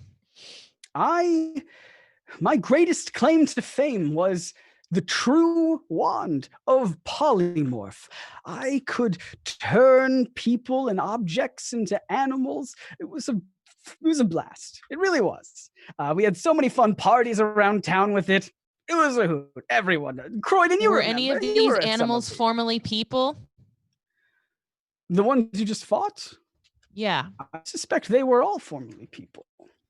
But they I'm weren't gonna pull turned that way because of me. You see, I Can I roll created sense the motive? wand. What did you say? Can I roll sense motive? Yeah, sure. I got a crit fail. Okay. I'm just fine with whatever he says. It's fine. It's fine. It's fine. Fantastic. It's fine. It's fine. So he's saying, I built this wand of true polymorph, and one night, my pupil, my dearest pupil, Stephen Noak, was standing over my bed holding my wand, and I tried to yell at him to stop what he was going to do, to put any sort of sense into him, but all that came out of my mouth was, bah. I don't know why he did what he did, but I know the only way to return me to my form is if we get that wand back. This town is not safe with him as its wizard. Do we know where do we know where Noak lives? At the wizard's tower. Every wizard lives in the wizard tower. It's been passed on for generations. Hey, Do kids. not wait for further explanation. Betty and I take off in the direction of the tower as stealthily Here's the as we fun possibly thing can. about that. Here's the fun thing We don't about know that, what it though. is. Croydon, did I fill you in on this information ahead You of time? did that nobody knows where the wizard lives except Yeah. the wizards. So I've got to Croydon- bring this dead weight. I'm Croydon- sorry. This I almost fluff just weight. said my own Can- name at him. Master Shinebright, Yeah. do you remember where the wizard's tower is? Of course, I've been living as a sheep, trapped in my own garden, surrounded by these wolves that he wouldn't let me leave. He finally escaped. He barely leaves the tower. You know this. He doesn't show up to town. This festival is one of the only times of the year where he goes. He has to go and make a greeting at the town. I was so lucky. He left the door unlocked. I ran up to my old bedroom and grabbed the scroll so you could speak with me. But we have to go back. That's where I've been this whole time. I've only got one question then. Mhm. Do you need a ride? Let's hit it. Croydon slams the 8-track into the dashboard. Let's go. And we all skip down the yellow brick road singing "We're Off to See the Wizard." Fantastic. Just to fill that back in, the Wizard's Tower is not a thing that people publicly know where it is. It's only a building that nobles and other interesting parties are invited to upon the wizard's specific request. So the only way you'll be able to find it is by following our old sheep friend here who used to live there and escaped from there just hours ago. My Fantastic. So you dragon guys- boy. How stealthy are you? Oh, I've got a +6, I think. So basically, Zosmak is our liability. I am not very stealthy either. Okay. I'm not bad. I have Are +1. you all trying to be stealthy as you walk through the woods? Celeste doesn't do stealthy. Yeah, What I is- was just gonna pick the sheep up and carry him to the woods or in the woods. Okay. I He can want walk. to use my Mask of the Wild trait, where basically I can obscure myself anywhere, especially in forest and woods, because that is my Absolutely. favored terrain. Yeah. So I mean, this is a lush forest for sure. I mean, I'm a 6'5" lizard carrying a sheep. I am the What is your- dictionary definition of conspicuous. What is your speed, by the way? My speed. You want to? I'm sorry. You want to know my speed? The speed of Croydon? Yes, please. D&D Beyond reset on me. Hang on. It is 30 feet. Okay. Shinebright's speed as the sheep is 40, so you carrying him is actually a slower mode of transportation. That's fair. I just I'll wasn't sure if he carry- was. I'll carry Ethan. I'll carry. Yeah. Everyone just I have a stacked speed on of top 40. of me. Everyone holds somebody. Got It's a gonna real be fun. musicians of Bremen thing going on here. Yeah, it's gonna be a fun time. Yeah, so you guys just head off to this forest. Finithir is leading the way. There are tons of paths, lots of tracks leading in. I mean, it's a big festival. People traveled from all around to get there. Scott, I would like to mess with your plans a little bit. Yeah, sure. What's up? Difficult terrain does not slow your group's travel. Okay. Your group cannot become lost except by magical means. Okay. Even when you are engaged in another activity while traveling, such as foraging, navigating, or tracking, you remain alert to danger. Okay. Yeah, take that, DM. I want Bet you to you know. didn't plan for that. I want you to know that in no way messes with my plans. Okay, that's fine. While but it is tracking I other also creatures, you have also danger sense. while tracking other creatures, you also learn the exact number, their sizes, and how long ago they passed through the area. Although I don't know what I'm tracking yet, so that doesn't apply at this moment. You are, if I can metagame for a second, you are Please. assuming that there is way more to this one shot than is actually about to happen. Great. So I will. Is everyone doing okay on health? And I got 30 out of 45. Okay. So I am doing specifically okay. Is on there a health. chance for a short rest between point A and point B? I was going to, if it is needed, absolutely. If not, and you want a little bit more challenging of a finale, then that's up to you guys. I mean, I Aaron truthfully did do not not touch care. me, and I have Yeah. full health. I Okay. truly do not care if Croydon dies or not. So Okay. How are you doing, Zosmak? I'm fantastic. I lost 6 hit points I took no damage. of 48. yeah, again, I was the Yeah. spell boy doing the tanking because Yeah, that's yeah. what I apparently like to do. I will Again, for tune in sure. for late to the party episode 14, and you'll see what I'm talking about. Ooh Well, la then here's the- la. Dude, Then here's the episode 14 's so good.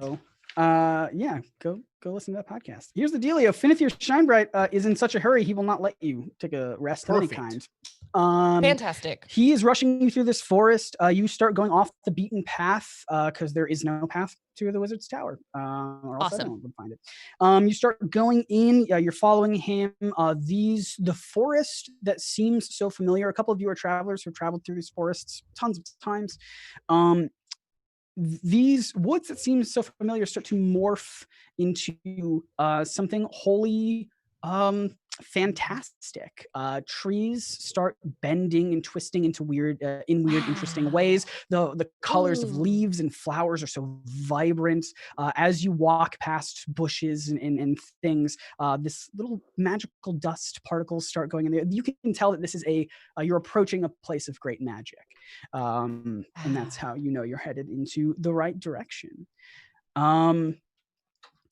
Through the trees, you start to see this giant structure, and I want to try to paint you a word picture here because it's quite hard to explain.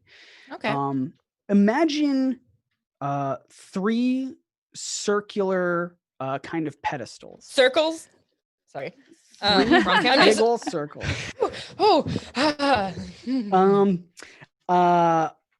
Of varying sizes, and they're all they're all off of the ground, like 10 feet in the air. The next one's another 10 feet. The next one's another 10 feet. They are not stacked vertically, but they're kind of like staggered a little bit, all connected one to the other. And the only thing connecting it to the ground is a slope that goes from where you guys are approaching, a slope made of branches and roots. Everything looks very naturalistic. The whole structure is made out of branches and roots and trees and flowers and things. And the only thing connecting this gigantic structure to the ground is this slope that initially leads you up to the first platform. It looks impossible. It looks like it should not be standing as tall in the air as it is. That's all the information I'll tell you right now. You look at the sheep? Yeah. Finithir is like, this is it. This is the Wizard's Tower. You should be so lucky, not many people are invited here. I'm going to point at it and say, where's the tower? Because like, did you say that they were platforms or they're like actual cylinders? Like there's space inside? No, they're disc platforms, but they stack high so that it is like a tower. Like, okay. Yeah. I just misunderstood. Yeah. If I can give you more information, if anyone wants to make some sort of perception check in any capacity. Yep. Yeah, I mean, I'm straight gonna ask Sheepman. Yeah. And I got another crit fail. What kind of traps do we have going on here?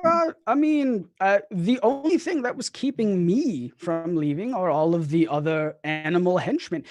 When Stephen turned me into a sheep, he became increasingly paranoid that other people would attack him the way that he attacked me. So he never left the tower, and he hired all of these armed mercenaries that he turned into animals to work for him. And that was also what kept me in the garden. I was lucky that I could even escape. May I 18 insight this tower? Perception? Arcana? What do you want? Perception or investigation? Insight is more of a getting the vibe of something. I will take an 18 perception then. Okay. Perception would be, so you look around this place. Everything is super naturalistic. You get this first platform off of the ground is the garden. This is where Finithir was effectively trapped. You see in this garden, it's totally open, but the reason he's trapped is because of animals and whatnot. There are two apes who are sitting in the garden at a table playing a game of dice. Have they spotted us? They have not spotted you because you've not been making too much noise, and they are quite preoccupied with their game. And again, they are hovering like 10 feet off the ground and a little bit in front of you. So we'll have to jump to get there or climb. There is a slope made of branches and stuff going up to but that's the only thing that's connecting it to the ground is what I'm saying. It just, it doesn't mean anything. It's just, I want you to picture it's like an Minecraft impossible physics. Yeah, yes. It's Minecraft physics. Whereas as long as there's one thing connecting it, then the rest will stand, sort of a thing. It's magical after all. It is magical. Also, the other platforms that you can see with that 18, the garden is fully open, but the other kind of platforms above it are more closed in, more of a traditional kind of home sense with walls and ceiling and all that good stuff. The second platform is the biggest, and the top one is the smallest, all the way up in the the tip top of this whole structure. Also on the ground, like I said, everything looks super magical, super naturalistic. On the ground, there is just an outhouse, looks totally like a regular outhouse. And also off to the left of where you're standing, off to like the far left area, all the way to the side, are two not very magical looking, very man-made structures of just like some huts and some like kind of sleeping quarters, presumably where hired henchmen would sleep. I roll like Constitution on if I need to pee. What? Yeah, sure, if you want to. I rolled the 3 and +2. Do I need to pee? You probably gotta pee. Yeah, I'm gonna go to that outhouse. Fantastic.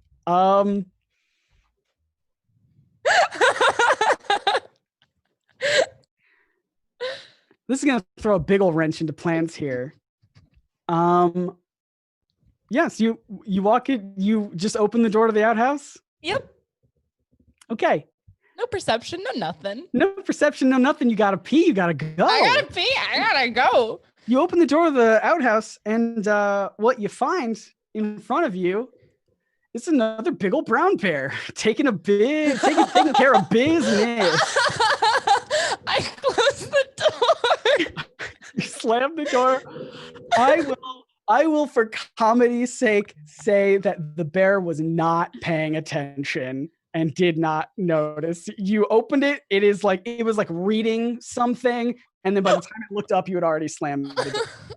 It can't hear. There's all stuff kind of going on. It's just taking. The Never mind. I'm not gonna princess say that. in the tower. What a load of rubbish. Mhm. I run back to the group and I'm like, there is a bear taking a poop. There's a bear taking a poop. Bears shoot in the woods all the time. Yeah, that's exactly right. Ethan has a hand though. I do. Ethan, yeah. Just as near as my math can tell, which I'm notoriously bad at math, we're at 255. Woo! Oh yeah, we should be plugging Hey. that a lot more. By the way, this is a Yes. charity stream. So Oh yeah. Yes, we are matching donations up to $500. So let's try to get us there. Thank you so much to the people that have already donated. You guys are incredible. Funds Yes. going to the Means the world. NAACP Legal Defense Fund. Legal Defense Fund. Right. Yep. Links in the description if you want to go figure out how to donate. And then just send us your confirmation on Instagram or Twitter, literally wherever you can find somebody to send it wherever to. you can. Yeah.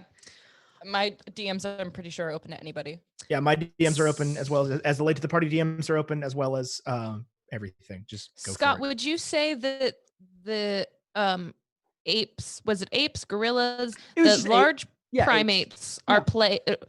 are they within 150 feet of me? Yes. I am going to cast spike growth around them. Holy cow! You don't want What to. is that? Game. You don't of want to chess? consult with or dice? any of your other teammates. Nope. Okay. I was gonna say that doesn't seem like a Brylena thing to do.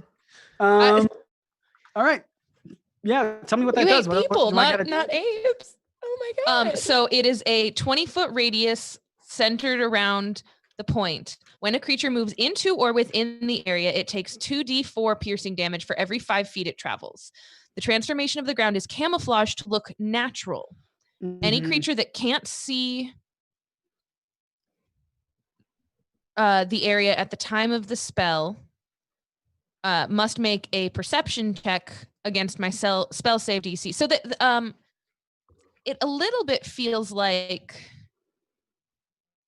they might have the opportunity to see it.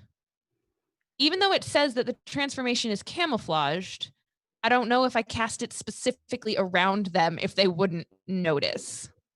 Okay. They are playing a game. They are playing a game.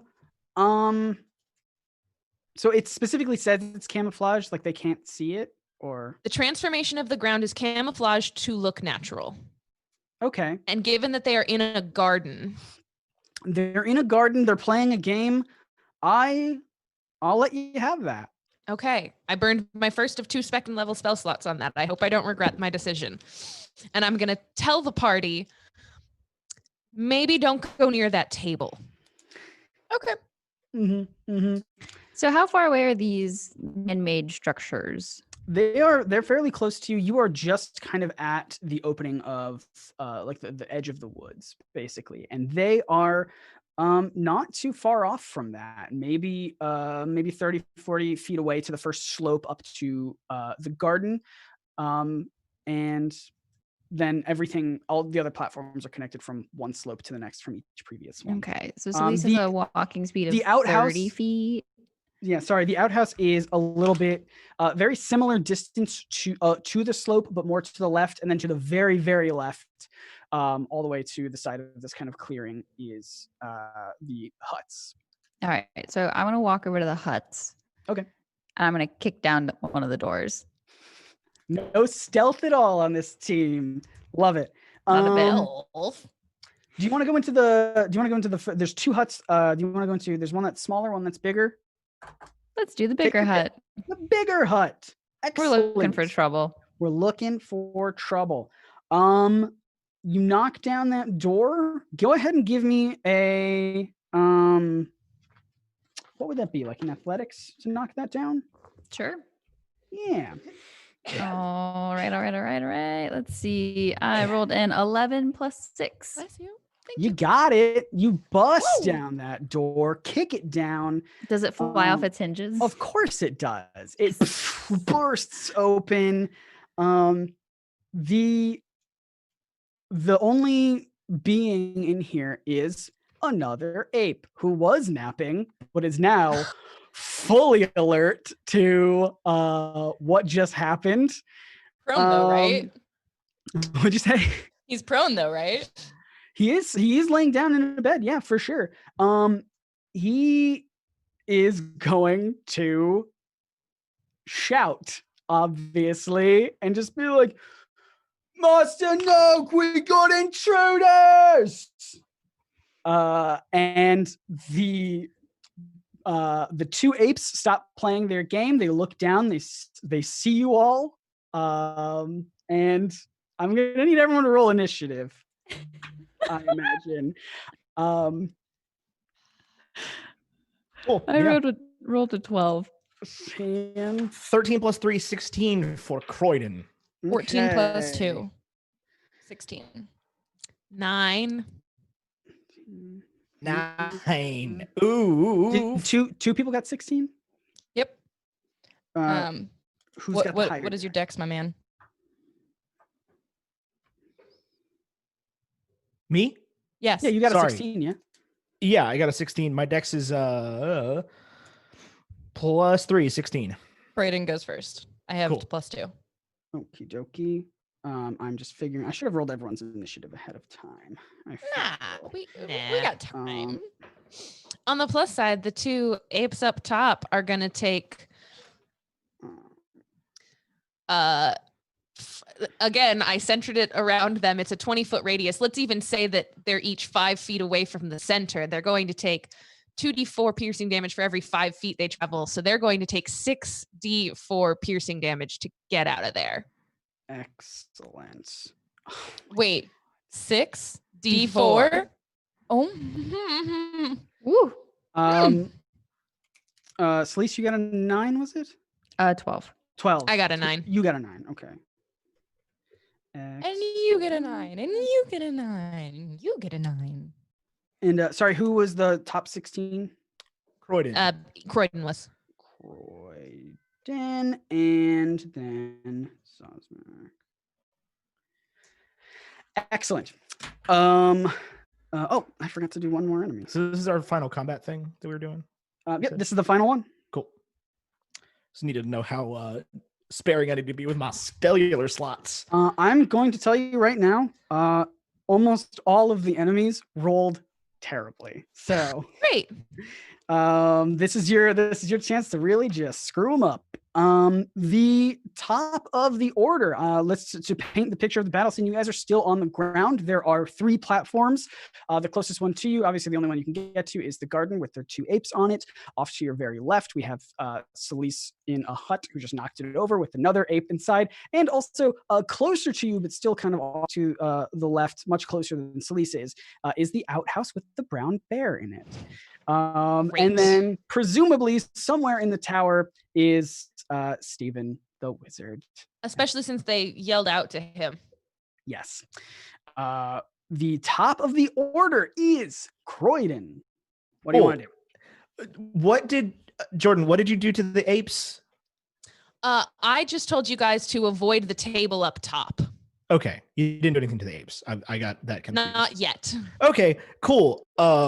To the apes, then I'm gonna cast. Croydon's going to kind of rear back. I'm gonna cast Maximilian's Earthen Grasp. What's the range on that? That is, hang on. For what it's worth, Ethan, they have to move through the space to be injured by it. The apes. Yes, the apes have to move There's- through the space to be injured by There's it. kind of an area effect magic thing going on. Okay. So basically, if they see you and want to go to you and attack you, Jordan set up a thing where if they move towards you, they will get injured. So you did do something to them. Okay. I did, sorry. They haven't taken damage yet, but if they move, they will. Sorry. You're good. Cool. Then I'm not going to cast Maximilian's Earthen Grasp. Okie dokie. Sorry. No, You've you're got good. Doesn't matter. You've got the outhouse of the brown bear. You can head on over to Celise. No, I'm going to try to piss the apes off. I'm just not going to cast that spell at them. I was about to tell you to do vicious mockery, but you're not a bard. No, I was going to try to like get them to move, if that makes sense. What I wouldn't do for thaumaturgy right now to scream at Steven with a PH. So I'm just going to do Scorching Ray again. Excellent. And that is going to be, there's how many apes? There's 2 that you can see. The 2 in the garden. One of them is probably close to like 80 feet away where Celise is in a hut. Okay. And then brown bear's still in the outhouse with the door shut. Okay. I'm going to, actually, I'm just going to blast all 3 of these at one of them, I think.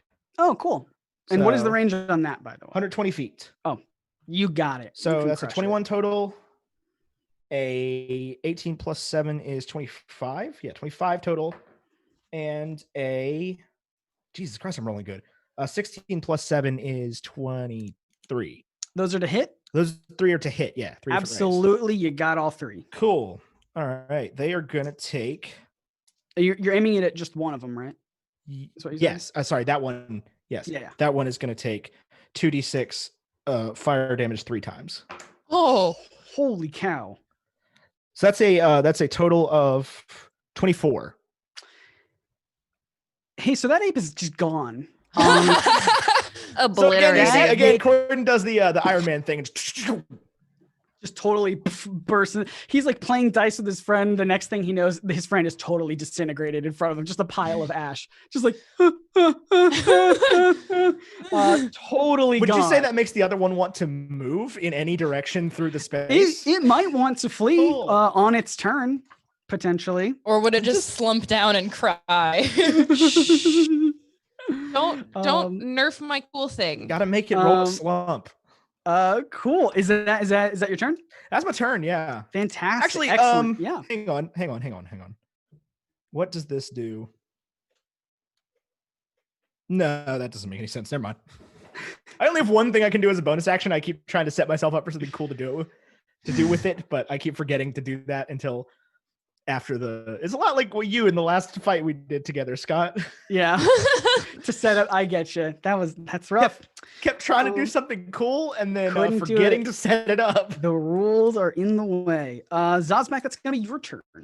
Cool. So how many enemies do I see? I just saw an ape get blown up. You saw an ape get blown up. The only other enemy you can see right now is its friend, the other ape. You also do, of course, know that there is a brown bear in the outhouse who is still behind a door.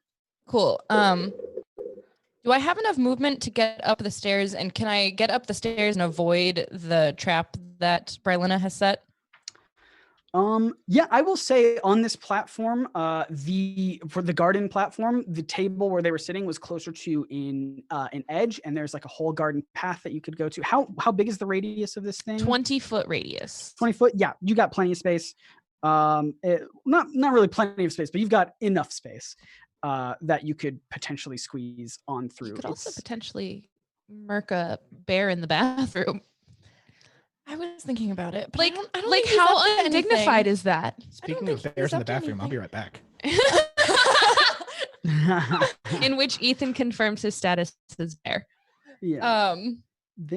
So this does damage just anybody who walks through it. Your thing. Yes. Okay. So it's a concentration spell. So my plan was if my turn comes before the apes that are there, I was going to hold my turn until after they went Okay. so that I could then dismiss it for my party. But I rolled like garbage. It's all good. They're technically, according to like the schematics of this thing, the whole platform is exactly a 20-foot radius. But I will say that there is a sliver of a path that you can walk through. I'm gonna yell to my party real quick. I'm gonna be like, "Hey, are we trying to climb the towers? Are we trying to get people out of the towers?"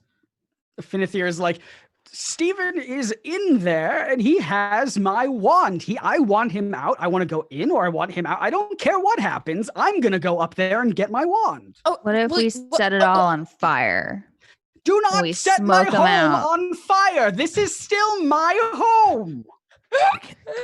I can get in there on my next turn. Team. I can get there probably now. So I have What 40. would Lily think about setting things on fire? She would be pro. I don't know why you're saying that. She's on fire safety. She lit herself on fire. She don't will remember continue to light herself on fire. Anyway, Um, continue. Move on. Anyway, can I get to like the door of the second platform without taking a dash, or can I take a dash? You will have to dash to get to that. Okay, I still have 2 actions on a turn. Okay. So I'd like to bust this door down. Excellent. Yeah. You have to give me a strength check or an athletics check. Sorry. And bonus action rage because I'm angry that I need to pee. And you couldn't. And I couldn't. So Absolutely.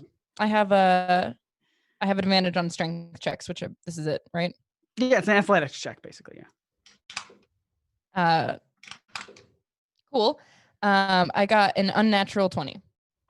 Yeah, you bust down this this door. It was locked. But you have- Who cares? And I But who scream. I just cares? let it out.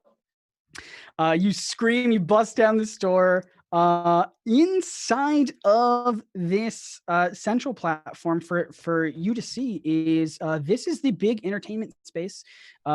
With actually, do you want to give me like a perception check of any kind? Yeah, How much information? I would just like to say that Yeah. Starpunk in the chat said you're a super powerful wizard that guarded the town for years and you don't know mending.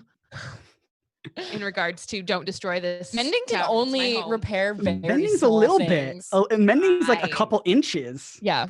Yeah. So perception, you say?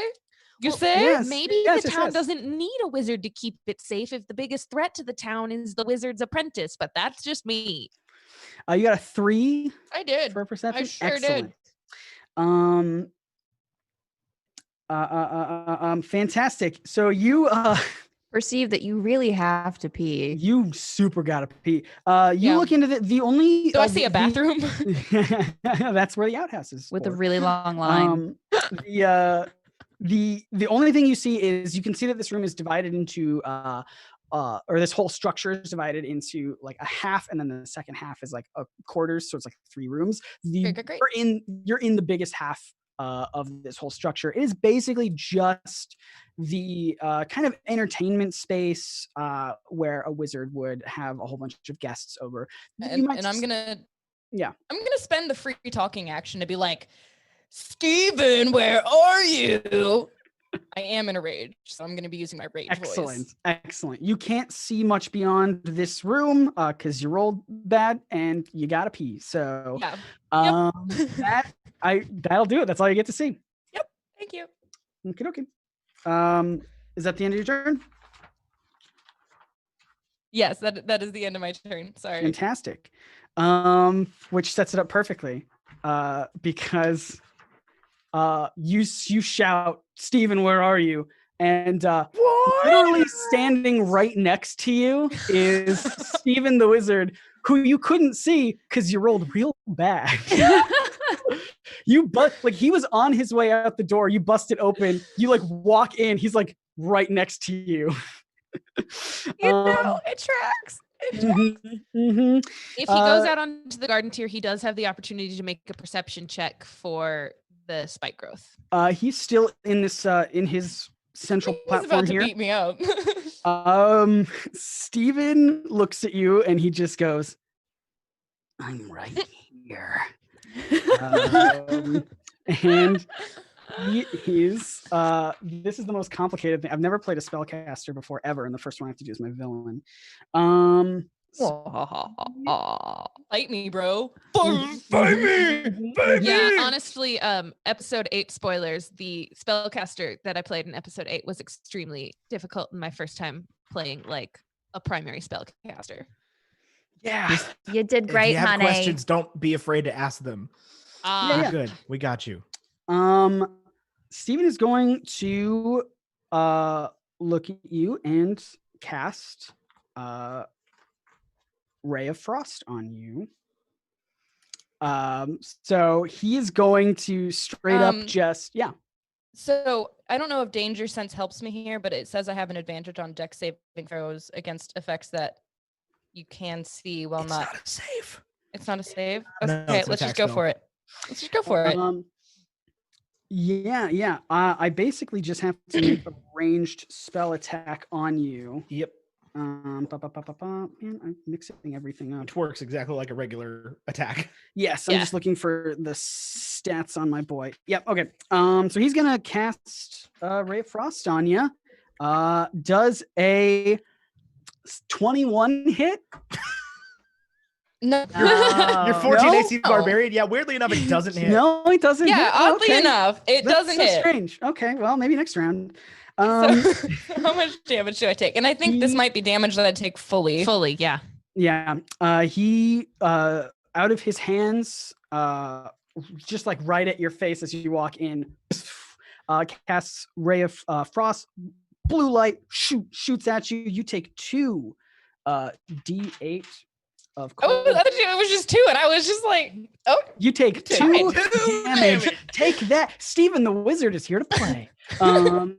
No, you take 6 damage, which isn't much better. But yeah, you do. I just want to let you know I got more damage from a wolf twice.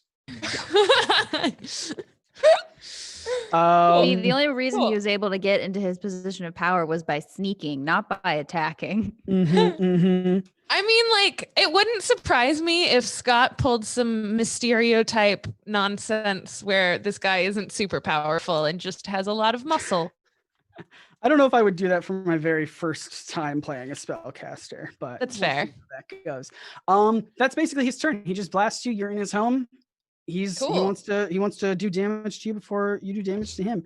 The next person up is Celise. All right. So I am going to cast Divine Favor, which lasts up to a minute, and my weapon attacks deal an extra 1d4 radiant damage. Excellent. So I am going to go ahead and attack the bear. The bear is in the outhouse. The bear's in the outhouse. You're in front of an ape. In That thing. I'm going to attack that one. Yes. It is prone, so I believe you do get advantage. Awesome. All right. So it's going to, nat 20.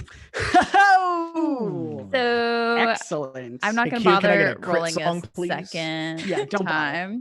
time. Very good. And then, so that's with the first Nat 20. Everybody's got to one. donate another $20. Everybody get Yeah. $20 in the chat. Let's 20 go. bucks in the chat. Let's please. do it. All right. So that was a 5. I get to roll many twice, right? crits? Because it was a crit for damage. Or you the way that we're doing it for vicious crits is you just take the highest number on the damage dice and then you just add an additional roll to it. Okay. So I just rolled That's such 5. a neat rule. Okay. So it'd be 8 plus 5 then. Yes. All right. Do I add the additional bonus to Yeah, it? you add all your modifiers and things. All right. 8 plus 5 plus 3. That's just my first weapon attack. 8 plus 5 plus 3 is 16 damage. Mm-hmm. Spencer Witt just said, in true D&D fashion, I have decided to let a D20 decide how much I would donate. I rolled a 17, so $170 incoming. Holy heck. Holy cow!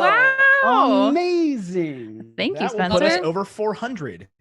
Yeah. Wow. Q, you got to write this crit song. I don't know. Yeah. Like, He's got to come write the on. crit song now. Q, hey, Q, if you look, I'm going to look down the camera for a second. If you write us a crit song, I will use it in Late to the Party.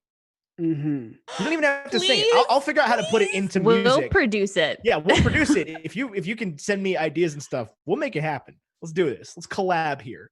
Crit song incoming. Mm-hmm. So Spencer Witt, anyway- you are incredible, by the Oh my way. God. Can we get our KVC on that? What'd you say? Sure. We'll see what happens. So I'm gonna roll my Um, second attack. yeah, Or my sorry, second. That was, just the first one. That was 16 damage, I believe. Yes. Yeah. Okay. Roll another one. All right. So second attack is going to be a 7. Do I get advantage on this one too? Oh yeah. You're still prone. All right. So 7 plus 6, that'll be 13. 13 hits. Oh, okay. Well, all right. Here we go. So They're not armored. 1d8. So that's 4 plus 3. So that's 7. Oh my God. Okay, I missed another donation as well from Arcadeologist, and that puts us well over the 500. Thank you, That was Arcadeologist. that was a $250 donation. Oh my goodness.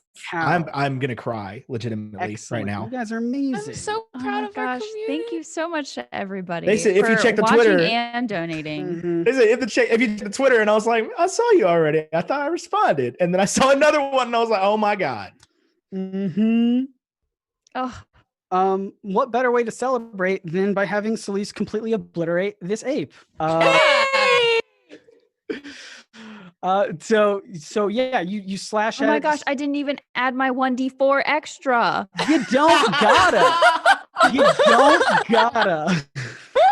Wasted that spell slot for nothing. Camille There's doesn't still know how to plenty of not it. play an OP character. There's still plenty of enemies. I do get to get it for a minute. Yeah, you can keep using it. So I don't know how much longer that is. I can't ever keep track of that's time. plenty of rounds in combat. You're Ah, good, you're good. perfect. Well, then when I come busting out of this place and into the next hut, Yeah, so that ape's just destroyed. Bye, ape. Bye. The next person on the list is going to be Finithir the sheep. Oh God, the sheep rolled better than me. Sure did by 1. The sheep. Yep. I'll be right back. Rylena needs to be humbled, apparently. Yeah. The Finithir the sheep is going to see that the door is open. He could see that some sort of magical thing just happened, a ray of frost. He knows that Steven's in there. He's simply just going to straight up dash. He's going to run into his old home to try I'm and gonna grab. remind him to avoid the table area. Yeah, he avoids it as best he can. He doesn't get quite all the way. No, he for sure does. He gets right up to the door, right behind Zazmak. Okay. Who's still in the doorway, and he's like, "Steven, give me my wand back." No, this is mine. You leave, old man. And Isn't it so much fun talking to yourself in character voices? it's quite. I just hope you guys enjoy it. I could do it all day. Oh, it's fantastic. The next person to go, sorry, Brylena, is another ape. Hey, Brian, why don't you roll better next time, homie? Yeah, how much damage is that ape gonna take? Oh, I'm sorry. This is a different ape that you haven't seen yet. Great.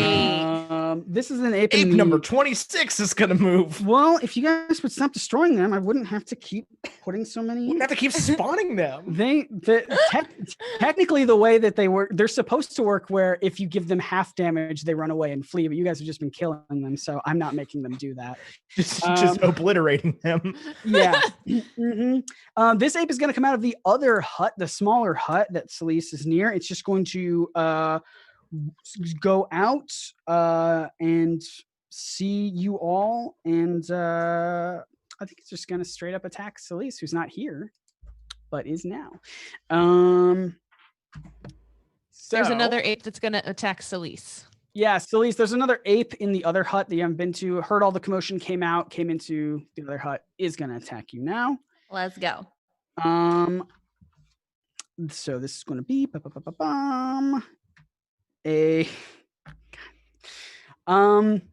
that's a 10. I'm going to assume that's not going to hit. Fantastic. This ape is just throwing a little fit. He's just like, my good. I want to make the apes like very intelligent. Just like, what are you doing here? Why would you murder my friend this way? How dare you? And just kind of shakes. Are you going to fight me too? Because you're going to meet the same fate. Why? I never. And that is going to be that ape's turn. Now we get to Brylena's turn. Can I hold an action. So did Zosmat communicate that there was a black bear or a Yes. brown bear in the outhouse? Yeah. I would like to hold an action until that door opens, but otherwise I just want to knock an arrow and point my bow at it. I am Okay. maintaining the concentration on the I think he's just pooping, spike growth. I would very much like to kill him. but he's pooping. I'm a big tough bear in here. Don't mess with me. Is he a Charmin bear? Oh, Yes, I am going to murk the Charmin bear. But I am holding my shot until he comes out. And Hold your shart. I'm going to murk the Charmin bear. Put that on a t-shirt. Okay. I'm just sorry. just a toilet I'm not paper even a roll little with bit an arrow sorry. through it.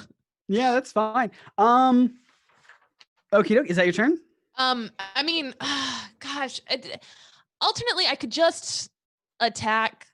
Like, would I have a good vantage point on like the ape that came in to attack Celise? I will say the ape. Well, Celise had to go into the building to kill the first one, and the ape Yeah. went in to follow her. So probably no. Yeah, and like I burned a second level spell slot on a thing. I want Sure. to You want it to work. use it. Sure. I'm just stubborn. Ugh. Okay. And Yeah, I literally am just delaying my action until that bear emerges so that I can shoot him. totally fine. So we'll move on to the ape at the table, the last ape at the Oh. table. Great. That ape sees you all down there.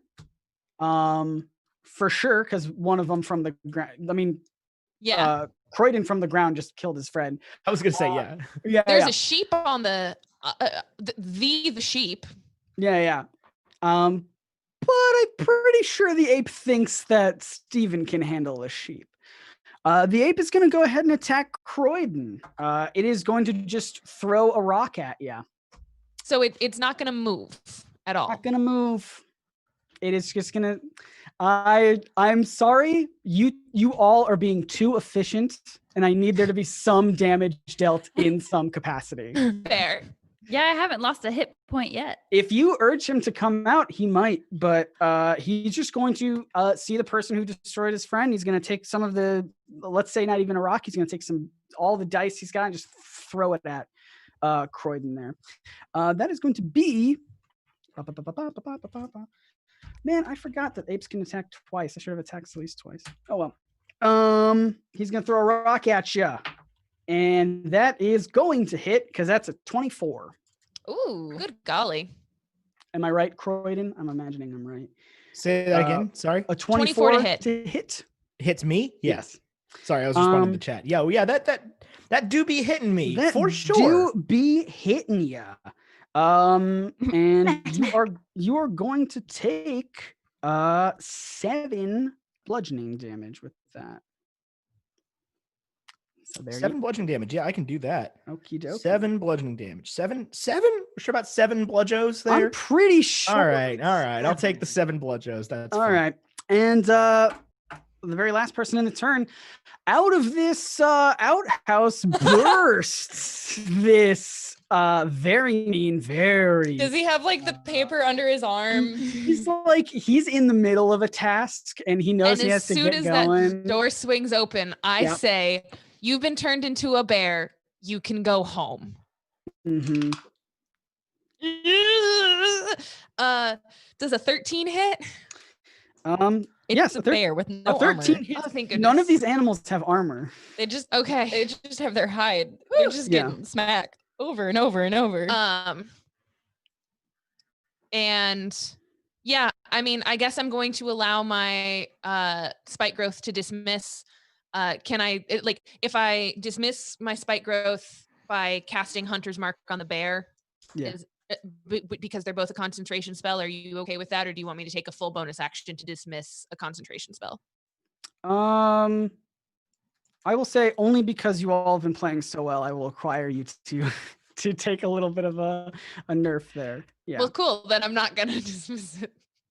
Okay. But I'm also not gonna have Hunter's Mark, which is fine. Okay. And I'm only gonna deal 8 damage to this bear. And then I'm gonna knock and shoot again. And very much hit. 20 something non-naturally, obviously, and deal another 7 damage. Whew. Yeah, the bear is up, still not quite bloodied, but it is in bad condition. Stop wanting to kill everything in one hit. Ugh. I want there to be a challenge. Wait, I know. Has your cat gone? I have to command her to go. She cannot at 5th level. She cannot go without me using an action for it. Should we have been rolling initiative for Betty? No, her initiative is with mine. Okay. Do you want to do anything, or would that have been like a bonus? I would have had to take an action for it. Okay. So the bear still hasn't had its turn. You have just shot it. You're still on the ground, presumably in front of the outhouse. The tower, yeah. It is going to just go straight for you then, because you just straight up attacked it. This thing is going to try to bite you. That's going to be a 24 to hit. That hits. It's going to deal you 8 piercing damage. Gross, thanks. And then it's going to swipe at you. It's going to swipe at you with its claws and deal. Does a 9 hit? A 9 does not hit. Fantastic. That is that. That is the bear's turn. And we go back to the top of the order with Croydon. Croydon, you're standing there, presumably also with this bear that you see next to or in front of Brylena, I imagine. Sure am. How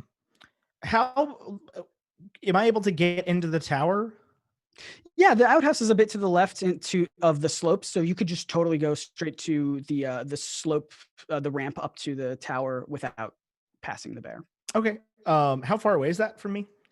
That's the initial slope to get up is like maybe 10 feet away. Okay. Yeah, you can get up to the garden without dashing. You cannot get up to the second tower without dashing. Cool. Can I get up to the?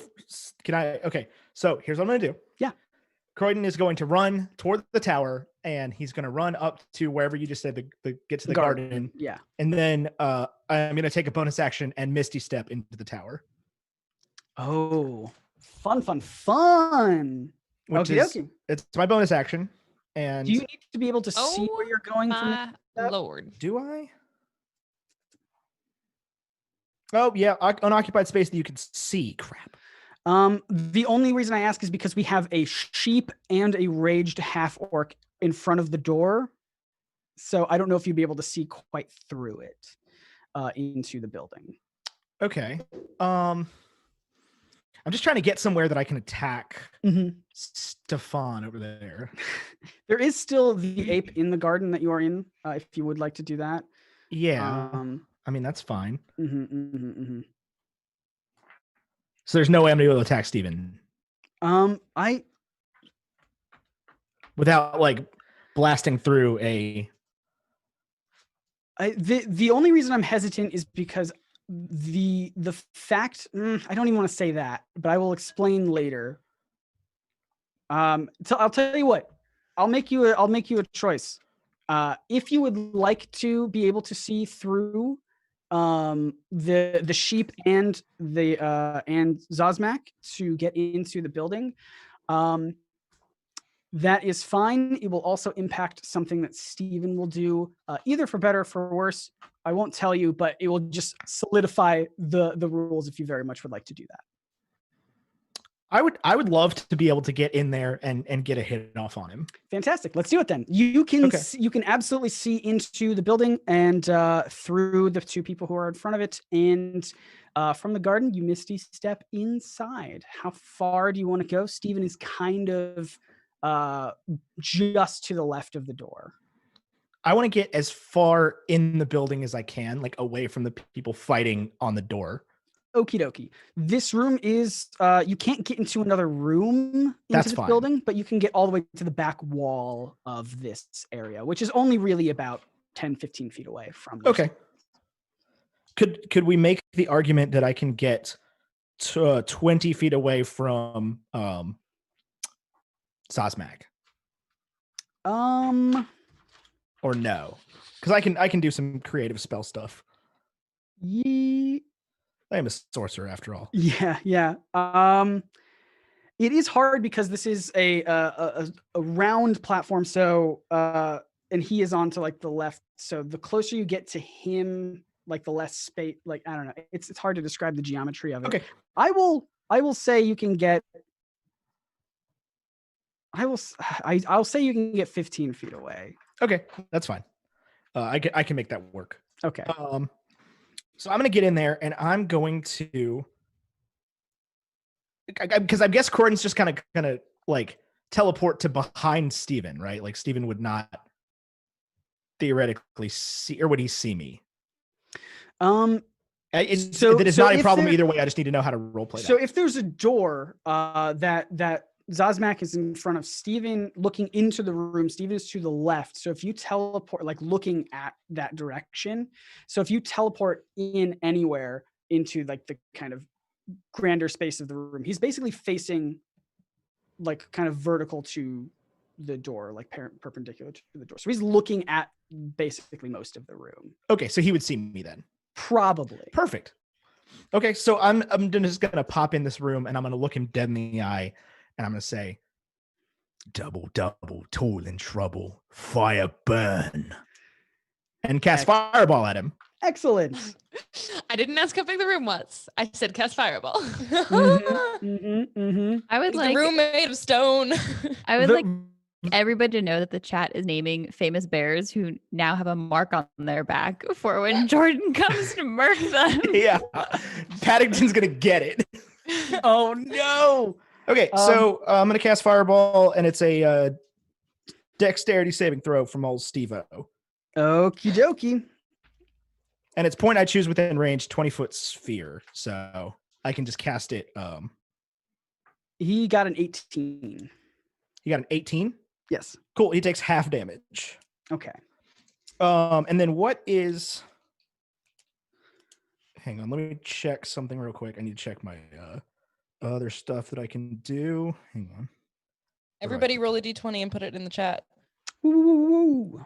Oh, well, What's up? I got a 2. Someone had 16. suggested it earlier and it was very good. 6. I got a 4. We doing hot. Okay. What was I looking for? There we go. Okay, cool. Second creature within range with the same spell, as long as the spell is at the level it's being cast, is incapable of targeting more than one creature. Okay, so nothing about this says I need to be able to see the person. So can I also? I'm going to use. Am I within 150 feet of that ape that was in the garden? Yes, almost definitely. Yeah, if you're barely inside the building, Okay. sure. Cool. He's going to need to make a dex save too, because I'm going to use my sorcerer's ability and spend a sorcery point to, or spend several sorcery points to make this a twinned spell and fire a second fireball out the door at him. Oh, Yeah. Okie dokie. What do I have to beat? 15. Did not. Got a 13. Okay. So let's see. That's 8d6. And that is. Can somebody count this for me? Yeah. Okay, I got 6, 5, 5, 3. 6, 4, 2, 5. 36. So Steven's going to take half of that fire damage, and the ape is going to take all of it. Okay. So that ape is gone. That is the second ape I have vaporized with a fire spell. You are ruthless. And then half is 18. Yes. So he's going to take. He's going to be at there. Okay. Steven took it like a champ. Doesn't even look like anything happened. Yeah, I figured. Surprise. Excellent. I mean, he's a big old wizard boy. I He's expected a him to be good big at wizarding. old wizard boy. This is the fight that Croydon has been waiting for 2 years now. excellent. Croydon does not like Steven. The next person up is Zosmak. Cool. Zazmag just had a fireball fly over her head. Yep. Yeah, so I'm gonna be like, whoop. Oh, So Mr. Wizard Sheep is in the room with us. He is just behind you. You knocked down the way that I had imagined it is you knocked down the door and you're still kind of in the doorway. He is right behind you. So I want to grapple old buddy Steve. Yep. Steve with a V. Steve Nope. with a PH. The exact opposite.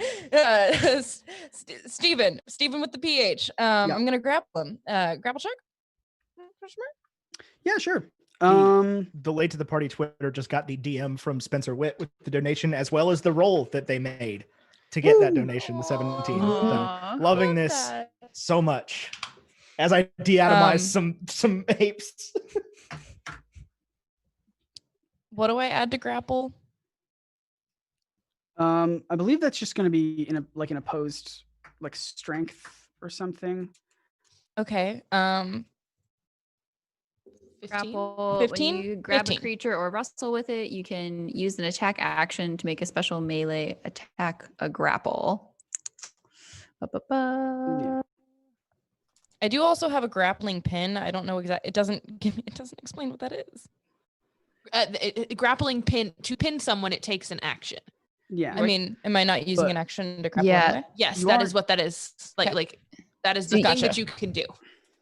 You either do a grapple check or an attack. I'm doing a grapple check. Grapple check. Where do ties go to? Do they just not happen? I imagine if you tie in a grapple, you can't grapple them. Yeah, I would agree with that. He rolled a 16 and his strength is Strength is minus one. Yep. And there's no way we could do this through athletics because I do have a +6 there. I Oh. do not have full stats for these people. I only have their abilities. Can we argue that I push him, or is that still it's a A match? shove action is a different action. I don't really like giving you the idea That's of fine. trying one and failing and trying another one. Yeah, Just accept defeat. I accept defeat. Oh man. Is there anything else you can do? Bonus action? Oh, there's so much I can do. Hey, sheepy boy, should I just end him? Yeah. Make sure you get the wand. So don't vaporize him. Can I try to intimidate him by screaming at him, "Where's the wand? Where's the wand?" You know, like You can try. It's gonna be real hard. intimidation. All right. Yeah. What ability is that? Wisdom or intelligence? Charisma. Or charisma. Yeah. Okay. Yeah. I have a +4 to it Okie dokie. and roll the 5. Anyway, was that also an 9. action? That's a free talking action. I'm gonna allow that to be a free talking thing. He beat you barely, but he beat you. Cool. Now I'm just gonna hit him. Now I'm just really angry. Now I'm just gonna hit him. Just Oh. I'm gonna whack hit him so Hey, hard. Just Smack go him. whack him. You get man. 2 actions. Yeah. Whack him. Apparently I got not. a 14. Nope, I got a 16 because I have +2. 16 to Oh hit. wait, I had +2 to my last strength for the grapple. I was only adding the 3, but I have plus in strength Oh, to right, all. because you're rage. So I do grapple him. I because I'm in a rage. Sorry, can we Okay. retcon a little bit? Yeah. We'll retcon that. You grapple. No, him. you gain advantage on strength checks and saving throws. Oh, okay. Well, roll again then. You Roll might again. What grapple happens? him. You still have to be. The There's hope. I got a 16. I got a Fantastic. flat 16 roll. So You grapple yes. him. I grapple him, and I wanna just hold him so the wizard can stomp on him with his little hooves. Excellent. So you're just holding him now. I can also I do have the grappler feat where I can make an attack to someone I'm grappling. Yeah. Okay. Do you have actions left? Yeah. Yeah, so I used that grapple action, and now I'm using a grappling pin maybe. Okay. If you want to hit him, hit him. Yep, I sure do. And then I'm just gonna be holding him for the professor to hit him, and that You do get advantage on this. I do get advantage on this. I think my first one was better. Yeah, you rolled a 13 on your first one. Plus R.I.P. in peace. No You hit. grapple. Oh, you hit. plus anything. You hit. You hit. Cool. He's not. He's a wizard. He's not I wearing grappled armor. him and I hit him, and I'm waiting for the wizard sheep to also hit him with his little cute hooves. How much damage do you deal? Yeah, how much much damage do you do damage? when you hit him? Are you using unarmed or are you trying to use a weapon on him? I think that would be unarmed, right? Yeah. Oh wait, that's a hit. That's 2 hit. This thing doesn't make sense. I do 4 damage 4 damage. for an unarmed strike. Okay. It doesn't even give me a dice. It just says you do 4 damage. Okay, fair enough. You do 4 damage. He takes it and he's just like, oh, ow, Yeah. owie, owie. Fantastic. I believe the next person up is Steven himself. He can't do much because he's grappled. Can you cast spells when you're grappled or no? Depends if they're requiring a physical action or not. Gotcha. He could probably do verbal. Yeah, he could still do verbal. I believe, unfortunately, all of his require somatic. Somatic. Lots of somatic spells. Yes. Yep. So he can still just attack though with disadvantage, I imagine, to hit. Yeah. Is that how that works? Go ahead. He's gonna Go take out his for little dagger. He's got a dagger in his hands. And he's stab me. He's just gonna try and stab you. Stab me. When magic fails you, you gotta rely on the old pointy weapons. That is gonna be a where's his? Sorry, I'm trying to find. Yeah, okay, that's gonna be a 23 to hit. You know that hits. You'd think that wouldn't hit, but that hits. Oh, sorry, I'm rolling with disadvantage, so doesn't hit. Never mind. Change that. Absolutely. I was gonna say is I still would take half of this damage if it's with a non-magical weapon. Yeah, he got 8 to hit, which I imagine does not quite get there. Actually, surprisingly, that doesn't hit. Ah, well, who would have thought? Who would have thought? Who would have? I'm not even wearing armor. That's gonna be his turn then. He got nothing. Good grapple. All right, let's see. The next up is Celise. Celise, you have this ape who is also attacking you right now, who I imagine will not be alive after this turn. Unlikely. So I still have divine favor because I cast that last time. Yep. So I get an extra 1d4 on my attacks. Yes. Okay. So I'm going to attack with my first weapon. That'll be a 10 plus 6. That will hit, yeah. Okay, we'll roll 5 plus 3. And then we'll make, and then we also have the d4. That'll be a 2. Okay. Then we'll attack again with a, what number is this? 9 plus 6, so 15. Yeah. 1d8. That'll be a 6 plus 3. And then we'll add the 1d4. Oop, dropped it. Plus another 1. So total that hit did how much for that last 6 plus one? 3 plus 1. So 10. 10. I just keep smacking the microphone and I'm really, really Mike sorry. Smacker? Is that Mike you? Smacker. How's Salad Mike doing these days? I never get to see him anymore. Great. Cam, that was exactly as much as you needed to kill this ape. So that ape is gone. Teach him to try to fight me. I told him he was going to die. This combat is not as challenging as I wanted it to be. I think whoever wrote this did not intend for you guys to do as well. Apparently, we should have been level 4. Yeah, it says for level 4. Salad Mike. Salad Mike. I forgot we labeled him. Okay. Do you want to do anything else on your turn, or is that it?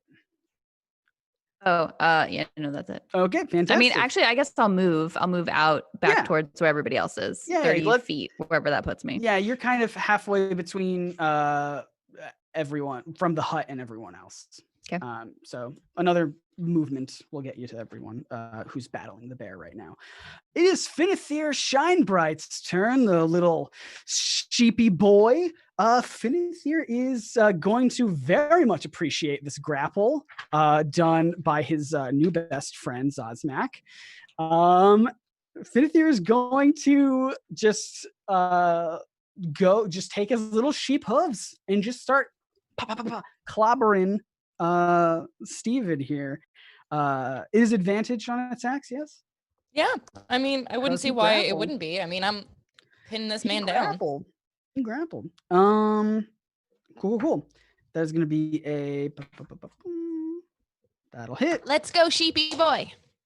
That will hit. Woo! And he's just gonna do. Let's roll for this because it's fun. Got exactly average. Yep, he's gonna do 7 damage. Woohoo! Fantastic. Not quite bloodied yet. He is more powerful than all of the other animals combined, if you can believe it. I can. That one's dead. I wish I rolled better. The next person up is Brylena in front of this bear. Yeah, so bonus action, dismiss the spike growth. Yep. I am still holding a longbow. Yeah. So I am going to not take a disengage. Okay. And I'm going to try to, and I'm going to call to Betty to follow me. So she's not taking a disengage either. And I'm going to run up to the garden. And then once I get up the slope, I would like to shoot down on the bear who had been in front of me. Okay. Are you the type of DM who says that shooting down on a target gives you advantage on it? I don't see why not. Okay. You said you don't disengage? I don't disengage. Okie dokie. So the bear will try to hit you. 4. Come on. Something good. 21 to hit. Yeah. Fantastic. It is going to I get both. Do I get both attacks for the bear? For an Does he get opportunity multiple attack? reactions? He gets a multi attack, but I don't know if that is. I don't think that works on a reaction, but I'm not sure. Okay, I just don't know which one to do because they do different amounts of The damage. claws makes more sense because Okay. it's harder to bite a moving target. Yeah, I would agree with that. Okie dokie. It is 11 slashing damage to you. Ouch. I'm going to yell very loudly, ow! I'm a big, tough, scary bear. Fear me, please. And then I'm going to shoot at him. Just see if I crit. I don't crit, but I definitely hit because I rolled an 18 and then I have a plus 8. You got it. You got it. Excellent. And he's going to take 8 damage. Okay. And then I think I'm just going to hit him again. Okay. Because like they got the wizard guy up there. I don't need to rush. Nat 20. Okay. So my vicious crit is going to be an 8 plus 2 plus 3, so 13. You got him. He's dead. Excellent. Never mind. Don't fear me. The only person left is Steven, who is grappled, which would you believe is not at all how this was supposed to go. I would believe that. He had so many incredible spells planned. You guys were not ready. Wait, Steven's going again? No. I'm just saying he's the only one left to fight. Oh, sorry. we descend upon him in a horde. I'm wondering if I want to, just for funsies, pull some sort of audible with Steven here. And Okay. Bend the rules a little bit. You guys Are God. You in may this bend the universe. rules. You guys have destroyed his horde. He just got kicked by a sheep. He By his is- former boss, who is a sheep. By his former boss, who's a sheep. He is not doing okay. He is going to turn to look at his sheep boss, kind of knowing that the battle is not going to be won. And he says, "It's not fair. It's not fair. You..." And Finithir's like, "Stephen, can you just tell me why? Why you were my brightest pupil? Why would you do this to me?" "Because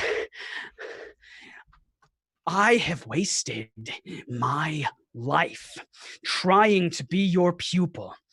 You have made me answer messages for you, clean up, tidy around the place, make me do these menial tasks, all because I wanted to be the town wizard. Well, yes, of course, that's how I was taught. You do that for a couple hundred years, and then you pass down the... I'm not an elf. I am a human. I can't do this for 100 years. I am wasting my life. And all I wanted to do was take what is rightfully mine." And he reaches for the wand of true polymorph. And he just points it, lifts it up, and is as bare. He can't point it at anything because he's grappled, so he's not doing a very good job. And he's just trying to point it to anything kind of behind him that he thinks would be the biggest thing that he could get. He shoots this. This wand. It starts to crackle and fizzle. He shoots it directly at one of the biggest bookshelves in the room. It's not a person.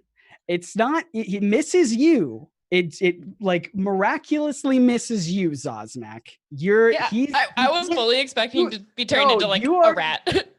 You're grappling him in such a way that he can't quite point it at you. He's just trying to point it anywhere behind him, and it hits the biggest bookshelf in the room.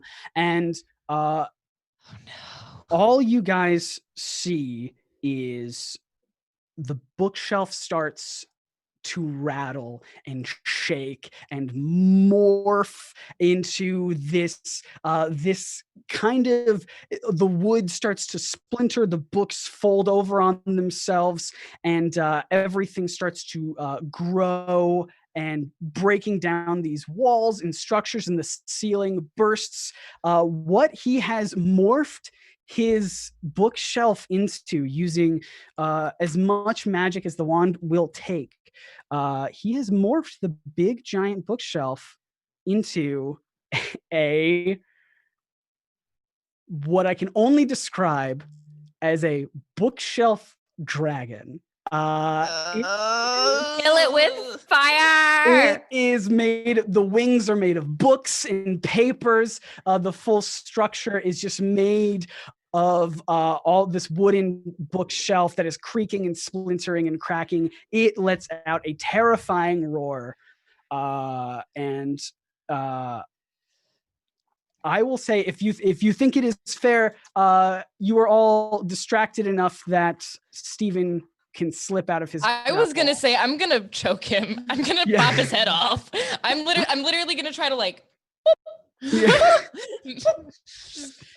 swiftly remove the head from the neck. I don't think that's gonna happen. In fact, what I will say is the bookshelf dragon is going to probably straight up attack you, Zosmak, to try and get Stephen out of the grapple. Fair enough. Anyone who's all in this room right now? It's Zosmak, it's Croydon. Croydon I is, will yeah. assume that it took a minute and like Yeah, Celeste if and you I all rejoined. want to join, That's fantastic. I will say all of the destruction will have everyone in the room take just some 3 damage. Things are splintering out. The structures are giving way. This is my first damage this whole. That's thing. right. I'm And it was, bloodied. Croydon is Wait, do I bloodied take again. half? yeah, you can take half. That's fine. This bookshelf dragon is going to use it's going to use splinter breath on you.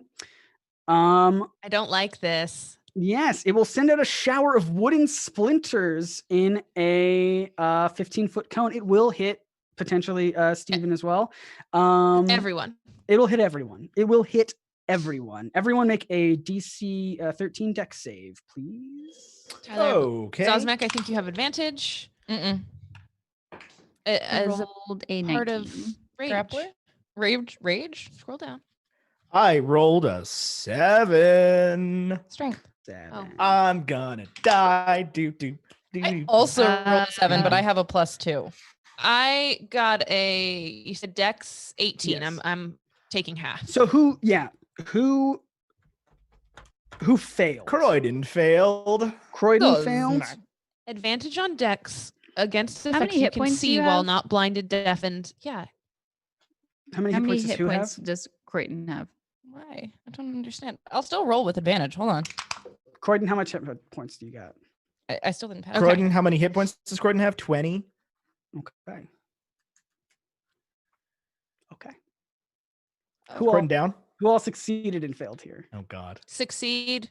Succeed. Does 11 fail? 11 fails, yes. Cool. I got 11. Croydon and Zosmak will take 24 points of damage Okay. Do I take 12? because of your rage. Because- Sure. Because yes. rage. Croydon, you down? Oh yeah. Yep. It is piercing damage. So Yep, I'm down. Is it 100%. half for everybody else? it is half for everyone else. It is 12 damage for everyone else. I'm not doing hot either. So I take 12. Yes.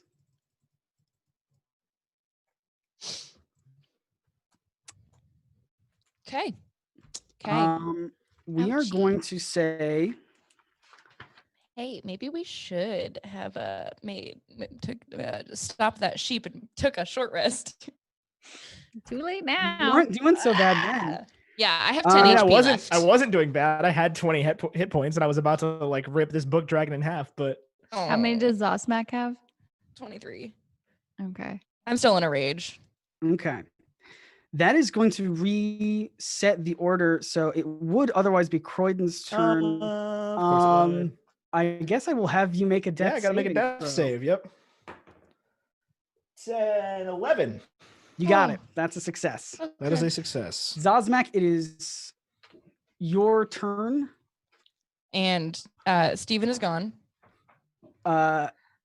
If you had, I was unclear if you were going to give him. I was up. attempting to grapple him, but you said we were distracted, and I'm also fine with playing it that way. No, it's fine. You can still have him if you want. We got somebody chanting TPK in the chat. Mhm, I don't like Oh, this. you've still got Steven. He's freaking out. He created this monstrosity. He doesn't quite know how to control it. If anyone wants to give me any kind of perception or insight on this monster to maybe figure out the best way to beat it. 19 For which one? for perception. Perception. Oh, or insight, whichever one, because I have the Right, same. they will give you other information, so I want to know which one you I want. would say perception. Perception. You know that this monster is very clearly made of very flammable stuff. Would have been. So Thanks, Darn if you shame. had if you had someone who could light fire to it, or if you yourself wanted to try and find, I mean, this is a wizard's hut. There might be some candles around. I'll even say in the destruction, you can with that high of a roll, you can even see that there's probably some that there are some candles out in, there. Scott, did you ever look closely at the equipment that my character had? No. Do you have stuff that just starts fire? I have fire arrows that deal an extra, I believe, 1d6 or maybe 1d4 fire damage. Spectacular. Okay. I would I have a suggest tinderbox. that also works. Any kind of fire will be this thing's greatest weakness. Yeah, so that is what you had get with the perception. Firebolt and Burning Hands and Scorching Ray and Fireball. Just and chill, Fire Croydon. Breath. We got you. There's also other information if anyone wants to make an inside check, but that's up to the party. I rolled poorly. How big is Steven as a person? Steven as a person is he's the most average person you have ever met. He's probably like 5'10". Can I throw him at the dragon? You can absolutely try. All right. Oh, please. Come on. What does rage give me again? Advantage on strength checks. I'll say this is opposed. Yeah, I'll say this is opposed strength. I mean, he's going to do badly anyway because you've got him grappled and you're going to do advantage on it. And he also has a -1 to strength. So. Well, I rolled incredibly bad twice. I got an 11. An 11. 11. Yep. That's it. I'm wondering how to play this mechanically, actually. Would he be doing an opposed strength to try and stop you from even budging, I guess would be the way to do it. I just imagine he goes like 5 feet into the air and then just drops. How about that? Or I like threw him off the balcony and he landed however many feet down that was. Yeah, to paint you a picture, this whole platform is in shambles. There's pieces of the floor missing, pieces of the wall missing, pieces of the ceiling missing. If you threw him at the dragon, which is kind of halfway out of it's flying, so it's like kind of out of the building a little bit. If you throw it and fail, I will say that on the fail, Steven just falls down the hole. The hole. It's on the second floor. Great. So you toss him, you aim for the dragon, you fail, he falls through the floor. You just hear like, cool. And guess I'll throw one of my hand axes. He is going to take damage, by the way, for that fall. Yeah, fall damage. Yeah. Figures. And I got a 16, which I'm just gonna guess doesn't hit. For the dragon? For the dragon. 16 exactly hits. Yay. All right. 1d6 plus 3. That would be plus 2. So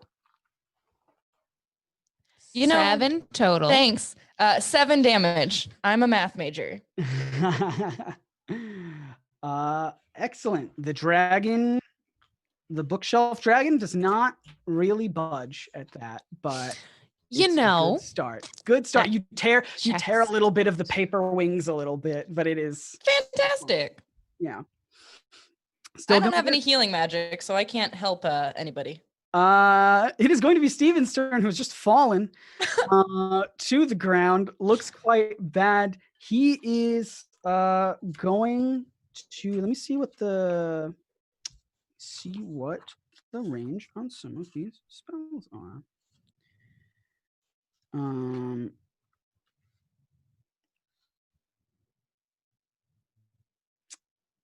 Extraction. That will work. Steven on his action is going to cast he's going to cast a 3rd level haste spell onto his new pet dragon. Gross. He's just going to buff him a little bit. It's a concentration, so if he takes damage, he might be in trouble. He's going to take, I love about the D&D whenever they require a material, they tell you what the material is, and I really like to play that up a little bit. So he is like battered and bruised, and out of his robes he takes out just a little bit of licorice root and shaves a bit off, and then crushes it and blows it towards his new bookshelf dragon friend, and casts haste, which grants it a +2 to AC. Advantage on deck saves, and it gets you're gonna hate this. It gets an extra action per turn. Why? Sorry, everyone. I will tell you this bit of information, which you probably wouldn't know unless you've used haste before. If you break the concentration on Steven, the dragon will lose its next turn.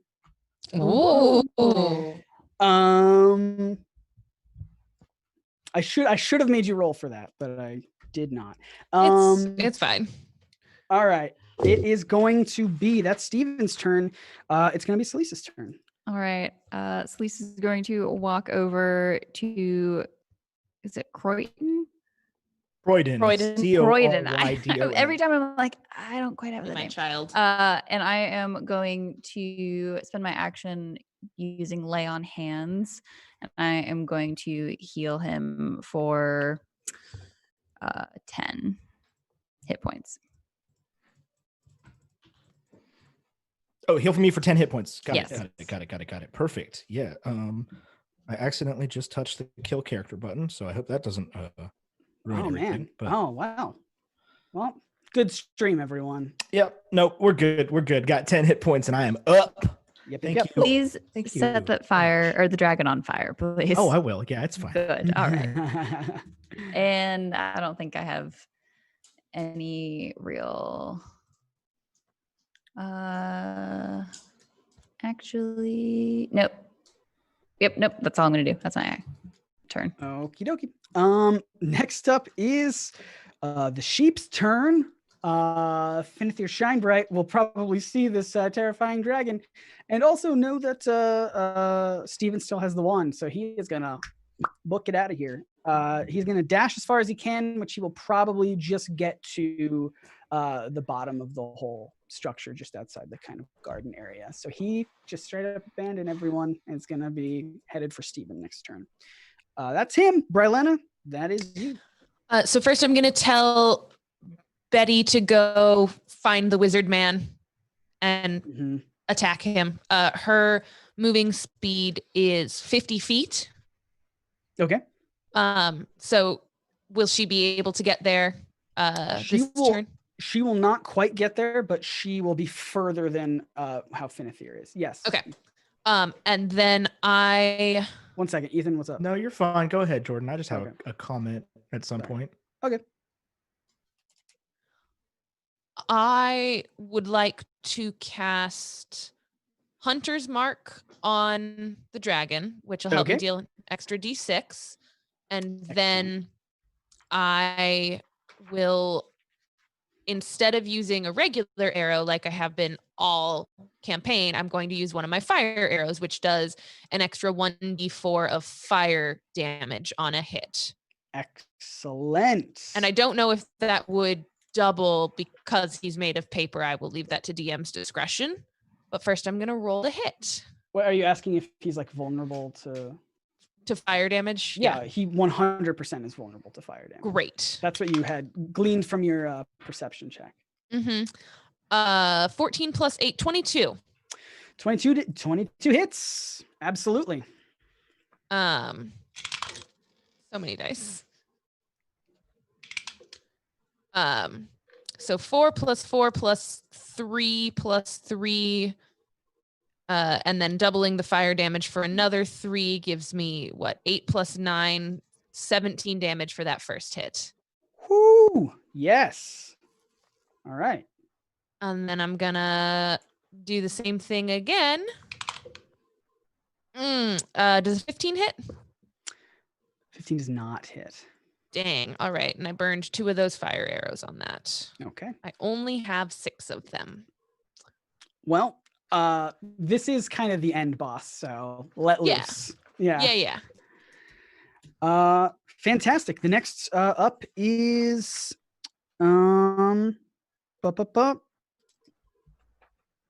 is the dragon. What'd you say? I don't wanna. He does 10 damage to me. I don't think it's his turn. I'm gonna be real upset. Then come heal you for 5 more. I was gonna say you're running out of that. That's the end of it. Yep. Hold on. I'm gonna look up how a mechanic works super quick. That's heartening. Yeah, no. It could be good for you guys. Yeah. Game's distracted. Everybody roll dice. Oh yeah. Okay. Hang on. Crit 20 right there. 11. I wasted my crit 20 on that. 15. I also got a crit 20, Ethan. 14. Okay, two, But what'd you get, Ty? 11. 15. Okay. 19. This is you guys don't need to know this information, but Cool. I just looked up a mechanic, and you are quite safe right now. The monster is going to look at Brylena, who just hit it with fire damage. Its one biggest weakness. It is going to just bite ya. It's got a teeth full of it's basically the worst paper cut you'll ever get. And splinters great. Knowledge everywhere, can kill. splintering paper cuts. It's going to take a big bite out of you. Does a 15 hit? 15 is my AC. 15 So hit. yes.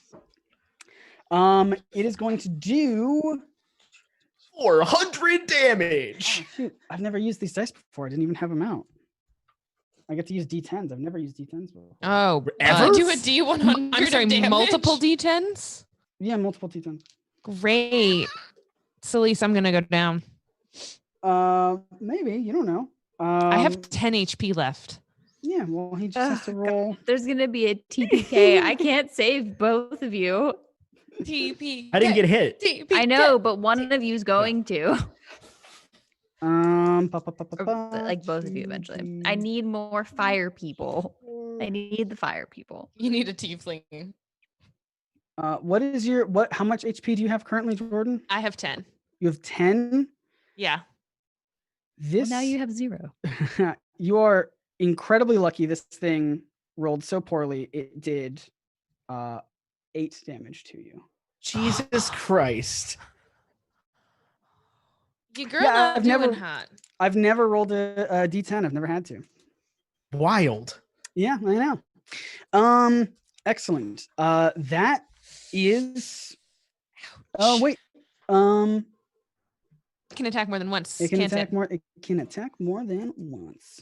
I'm in trouble. Who is looking the best out of all of you? Probably Celeste, Zosmack and I are tied. Certainly not I have Croydon. 23 of 48.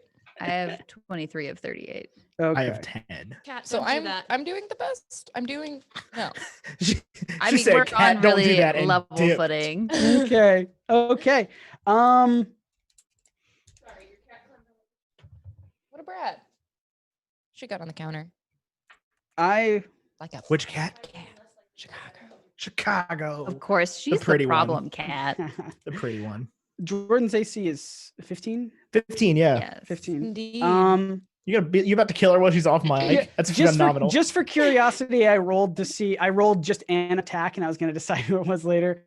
It rolled really bad anyway, so I'll just say that it attacked. It tried to attack Jordan and missed this time around. So Cool. lucky, all of Lucky. you. that Jordan, should make it. You Jordan, in didn't case you die. missed it, it tried to attack you again and missed. That should make it Croydon's turn. No? Yeah. That would indeed make it Croydon's turn. Awesome. I would love to be a clever boy and do clever things. I'm gonna hit it with another fireball. Hit it with a fireball. Yeah, I'm gonna go full Boom. whatever his name is, Will Byers. Yeah, go full Bill Byers on this. Let's go. Does a 17 plus 7, 24 hit? What? Yeah, it hits. Cool. 100%. No, sorry. It's not an attack roll. It's a dex Goodness. save. Never mind. Oh, it's a dex It's save. a dex save. DC 15. DC 15. Give me a dex save on that. It only got a 13. Okay. Cool. All right. It's gonna take 8d6 fire damage. Good lord, I forgot how much that was. Yeah. Can somebody? All right. All right. Doubled because it's vulnerable to it, right? Doubled because it's vulnerable to fire. Yeesh. Okay. Cool. We got 6, 6, 2, 3. And 5, 5, 4, 5. 6, 6, 2, 3, 5, 5, 4, 5. 6, That- 6, 2, 3, 5, 5, 4, 5. 6 plus 6. You have to do plus this two again. plus 36? 3 plus No, five just plus getting five doubled. plus Great. 4 plus 5. 36 doubled for 72 damage to the bookshelf dragon. So Fire it's- damage. So it's for sure well past bloodied.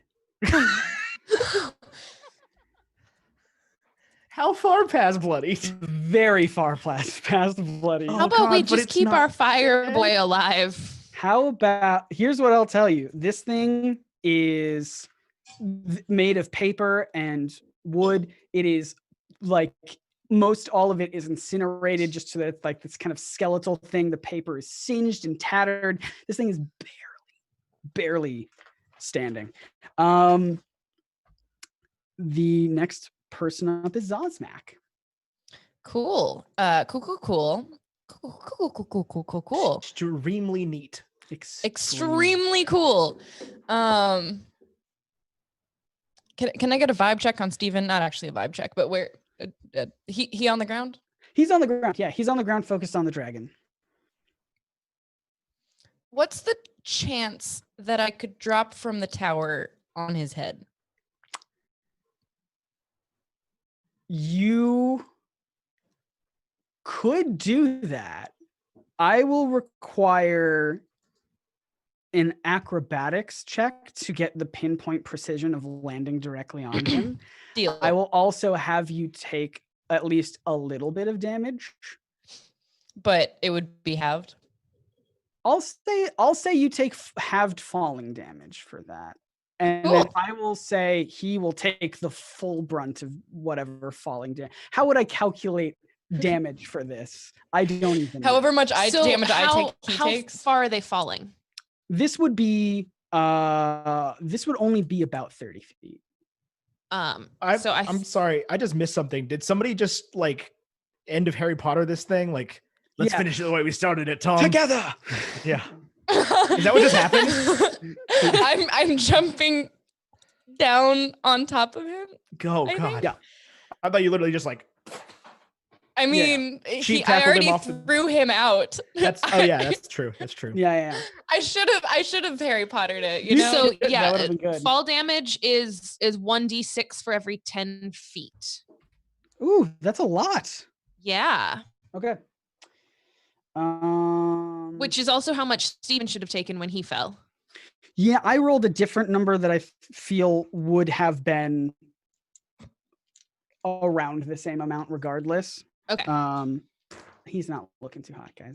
I was pretty Um, sure that it was 1d6 for Could every I 10 feet. and actually, not instead of 2d6? dropping myself, and I would accept like having to do some type of dex to get the accuracy right, could I just drop my other hand axe on his head If you want to drop it, sure. or throw it If at you want to him. throw it, Could I it throw might it do at more him? Could I just violently throw If it you down at just him? throw it down, then you're just gonna make a regular ranged attack roll with whatever Cool. sort of thing. Above a 20. Cool. Above a 20. Above a Fantastic. 20. Steven is just focusing on this dragon and he does not even see this axe coming straight for him. I believe it is a 1d6 plus 3 plus 2. Correct. That was complicated. Where's my dice? Thank you. 6 collectively. 6 damage total? Yeah, roll the 1. Oh no. Okay. I mean, he's for sure still up. Does he have to roll for concentration? Yes, he does. He He takes damage, doesn't it break concentration? has to roll to see if he maintains concentration.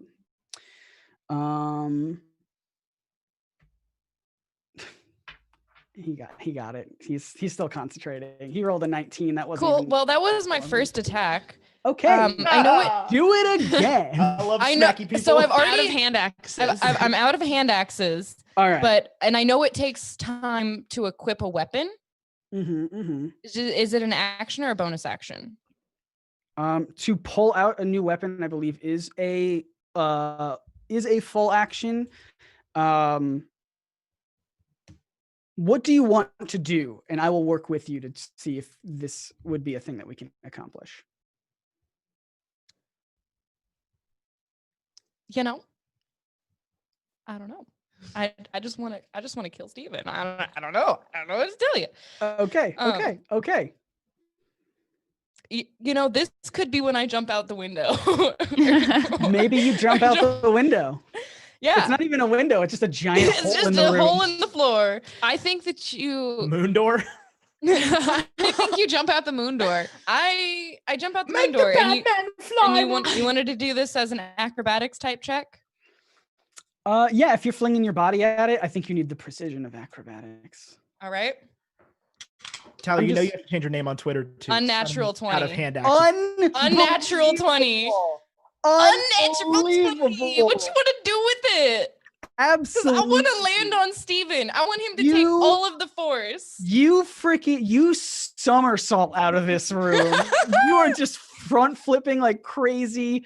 Would you like to land on him with your feet, or would you like to do a little handspring action? Your choice. Hey, hit him with a flying elbow. Skull. Feet to skull. So I think it's just gonna be like the foot to skull, Or like butt to skull. No, feet.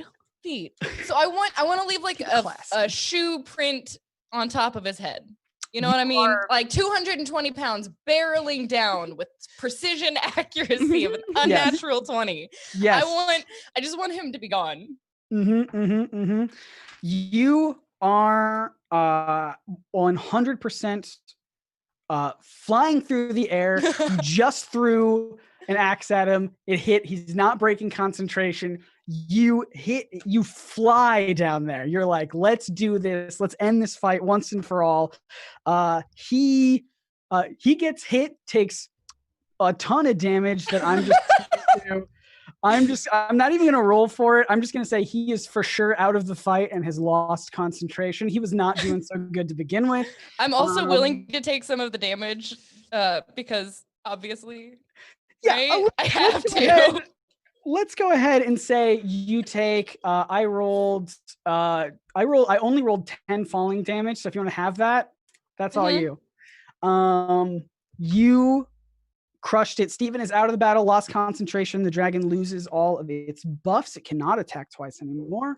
And he lost his next turn. And you're exactly right. The dragon has lost its next turn, and it is Steven's turn. He's out of the battle. It is Celise's turn. This dragon looks disoriented, barely hanging on by a thread. It is your move. All right. How far away is it from me? I mean, it's like within 10, 15 feet of you. All you right, can easily move up to it. Or I'm going to move up to it, and I'm just going to attack it. Fantastic. And give me, is the divine favor that I cast however long ago still active? It'll last for like a minute, right? A minute, yeah. That's tough because we did have a bit of a monologue between Steven. I'll just cast I'm gonna go ahead and tell you don't need it. This thing is not healthy. Yeah. All right. Well, we're just gonna attack it. All right. So first if we you gotta cast it for flavor. You absolutely can. Rolled a 19 plus. You hit it. Whatever. Yeah. You hit it. It's made of books. That'll be 5 plus 3. He said it's made of books. And then we've got a 13 plus 6. Whoop, that'll be a 7 plus 3. I want you to tell me what the finishing move on this dragon is. You have absolutely, this thing is barely floating in the sky. It's disoriented.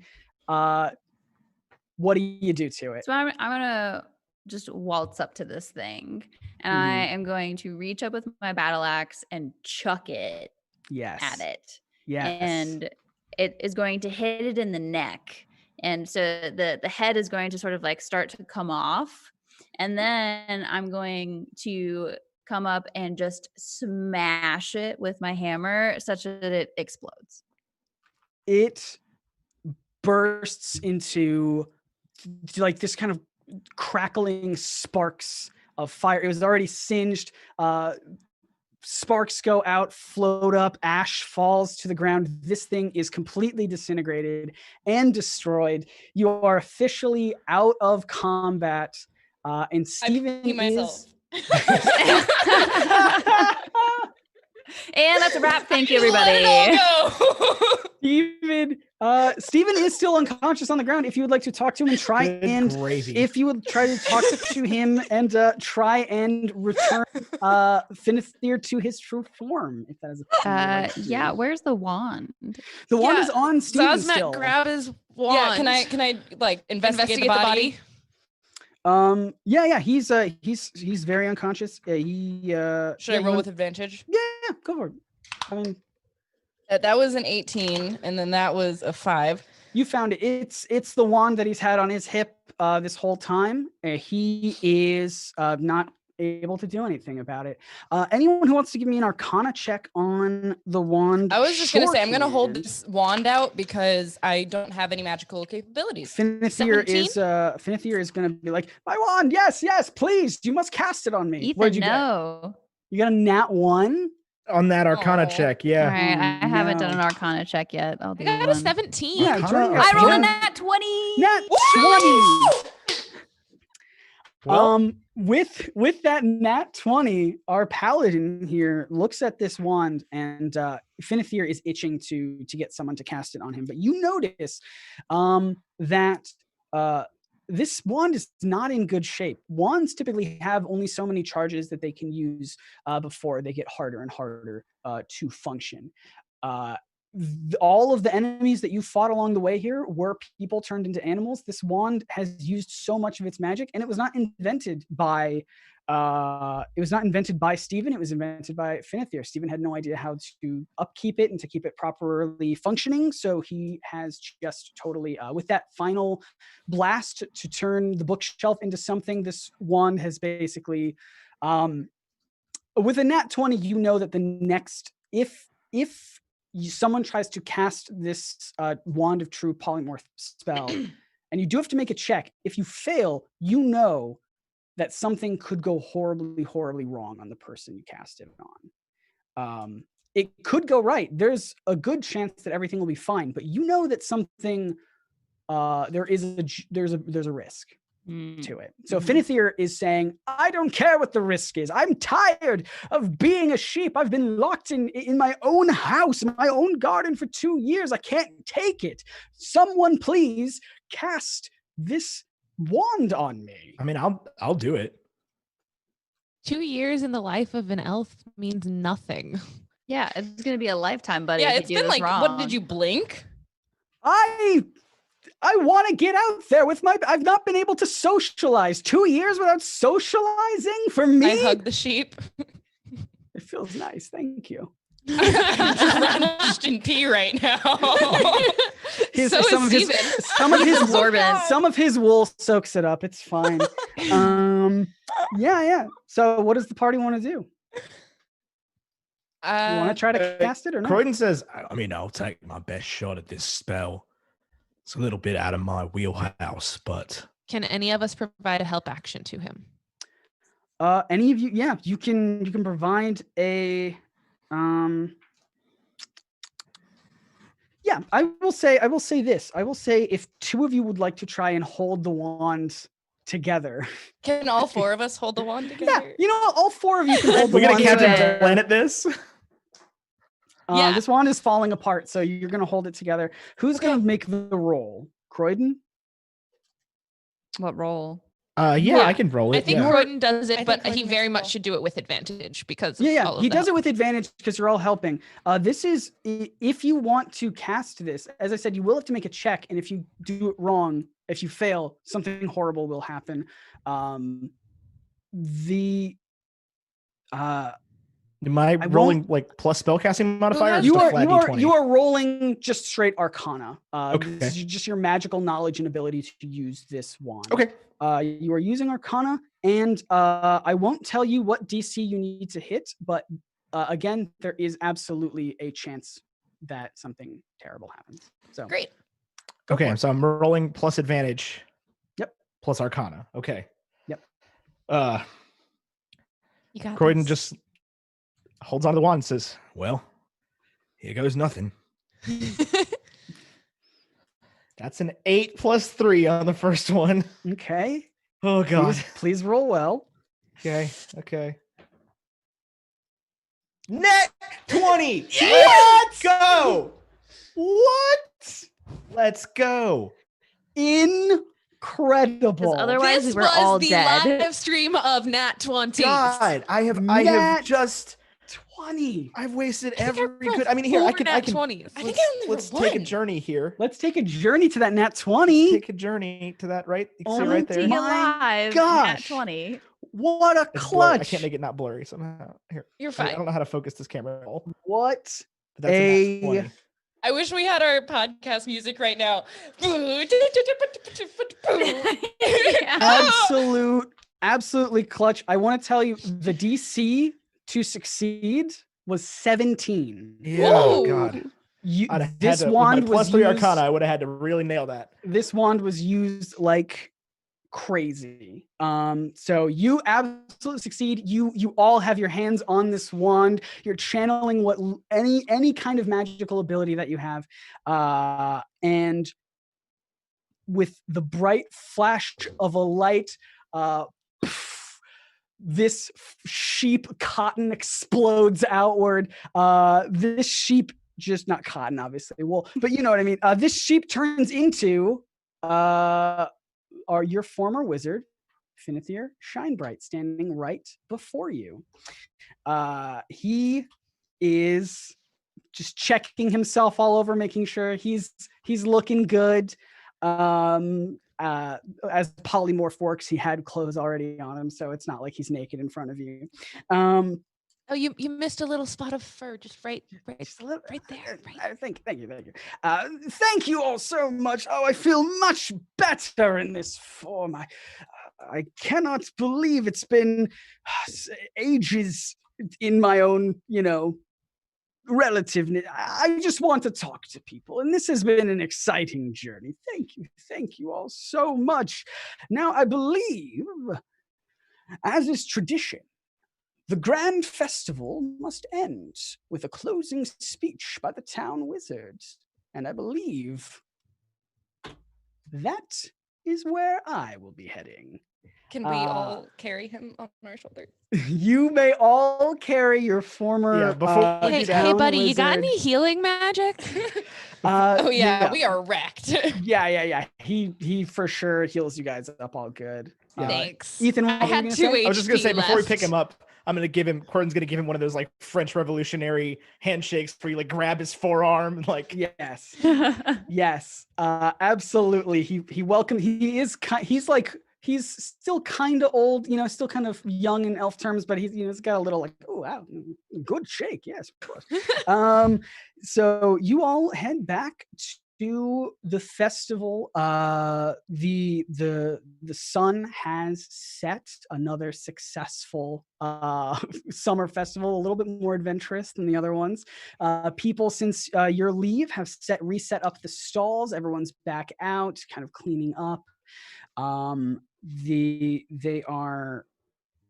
Everyone is surprised to see their old wizard, Finithir Shinebright, being brought back into town on the shoulders of some of their locals and some travelers. It really captures the camaraderie and the spirit of this festival, that everyone is working together.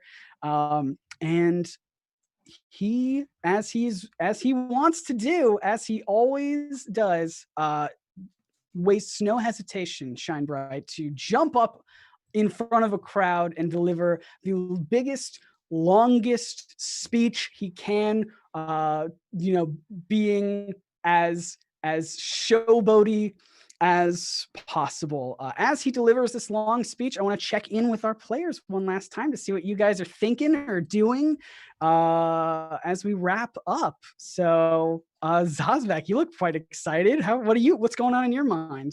So I imagined when all the wool just shot off his body that she got a new dry pair of underwear. Perfect. Just magically, and it was perfect. Yes. Like it was that Nat 20 energy. Yes.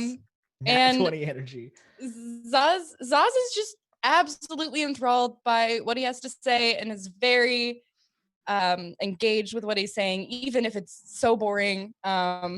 And enjoys the rest of the festival and probably returns every year for it. Fantastic. Alas, that coin pouch you got? You wanna arm wrestle? Fantastic. I've got a question to check in on the stuffed chimera from the beginning. Of Yeah. course, I still have it. I was not burned. at any Yeah, point. you've had it on you the whole time. Yeah, the whole time. Yeah. Please picture everything that Croydon did in this episode. He has a stuffed with- chimera around his shoulders. Yeah. Is there anything else anyone wanted to do before we wind down with one final gesture and from our The new comment I was going to make earlier, never made, was that I just think it's kind of BS that Lily Davis and the Panther have the same movement speed.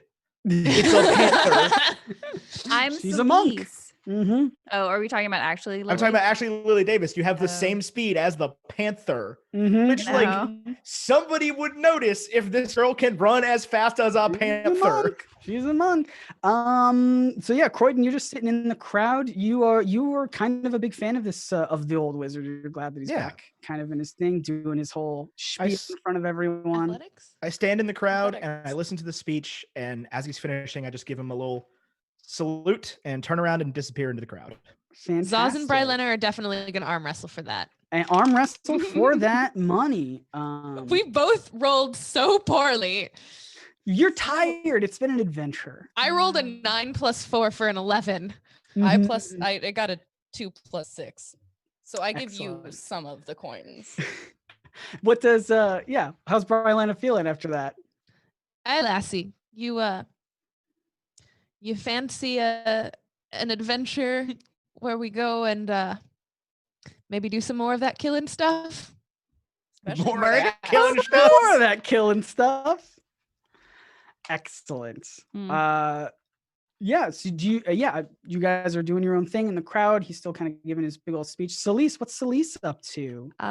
Celeste is happy to see justice served, Mhm. even though it did come at the cost of many animal townspeople's lives. Mhm, mhm. And is just gonna go get a pint and continue to watch for trouble. Mhm. Maybe cause it? Maybe cause it. I don't think we ever said what happened to Steven, but he's unconscious in the woods, so we'll see. Good for him. Yeah. He's the wizard's responsibility now. He is the wizard's responsibility. Finithir knows that he caused all of this by not listening to his pupil and treating him, in a way that, should have had more knowledge and whatever. Finithir is up on the pedestal, still giving this grand old speech. He's just finishing up. He's recounting all of the days that he has spent grazing on grass and looking at flowers and talking about how much more excited he is to see the faces of the people that he cared for so much and all the new faces that came into town that he gets to greet for the first time and learn their stories.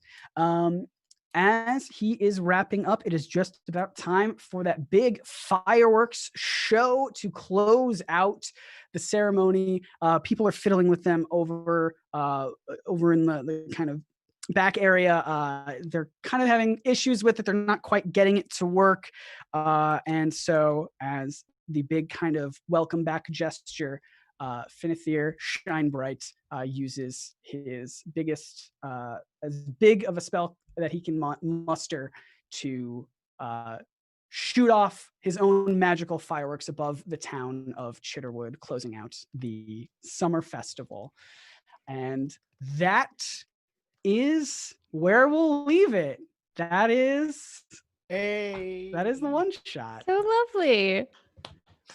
Ethan, give us a grand total. Everybody snaps for Scott. Grand Woo. total $675 raised.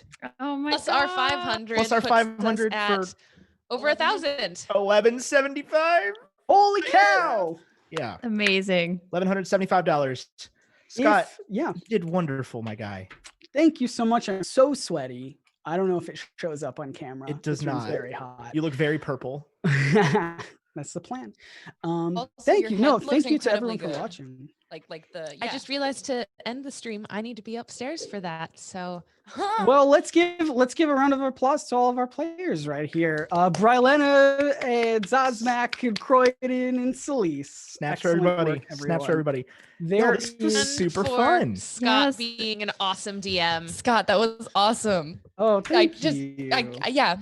That I- super For whatever duper else fun. you have up your sleeve. Yes, I'm There's- gonna let there's- this after party end. Yeah, there's so much that almost that could have happened and didn't happen. I had to improvise so much on the fly. That's this group. It felt 100% scripted. It was very good. personally. If anyone is interested in running this campaign for themselves, I should say that it is called The Wild Sheep Chase. It is incredibly Aw. good. I added the whole bit with the town festival that's not in here, but I thought it would be very fun to do. It brought us together really well. I thought so too. It added a nice opening and closing to the story. And I also needed a reason why Stephen would be out of the tower so that the sheep could escape. So there's a lot of stuff that I would love to talk about. But it is real late, guys. We should probably end this. Yeah. Thank you all for joining. Yes. Thank you everybody for watching. Thank you everyone for cow. donating. And if you couldn't donate tonight and you can't donate next week, there's still donations available open. Yeah, there will always whenever be. you do get to a status where you can donate, consider doing it. Yes, it's for a very good cause. And I mean, thanks for allowing us to just goof off and entertain you for a good old charity. And Yeah. that's that, I guess. Fair. I think Jordan's saying we all need to say goodnight. Good night, Okay, everybody. Good night, everyone. Oh, How long do we're we out. I don't know. I think we're out.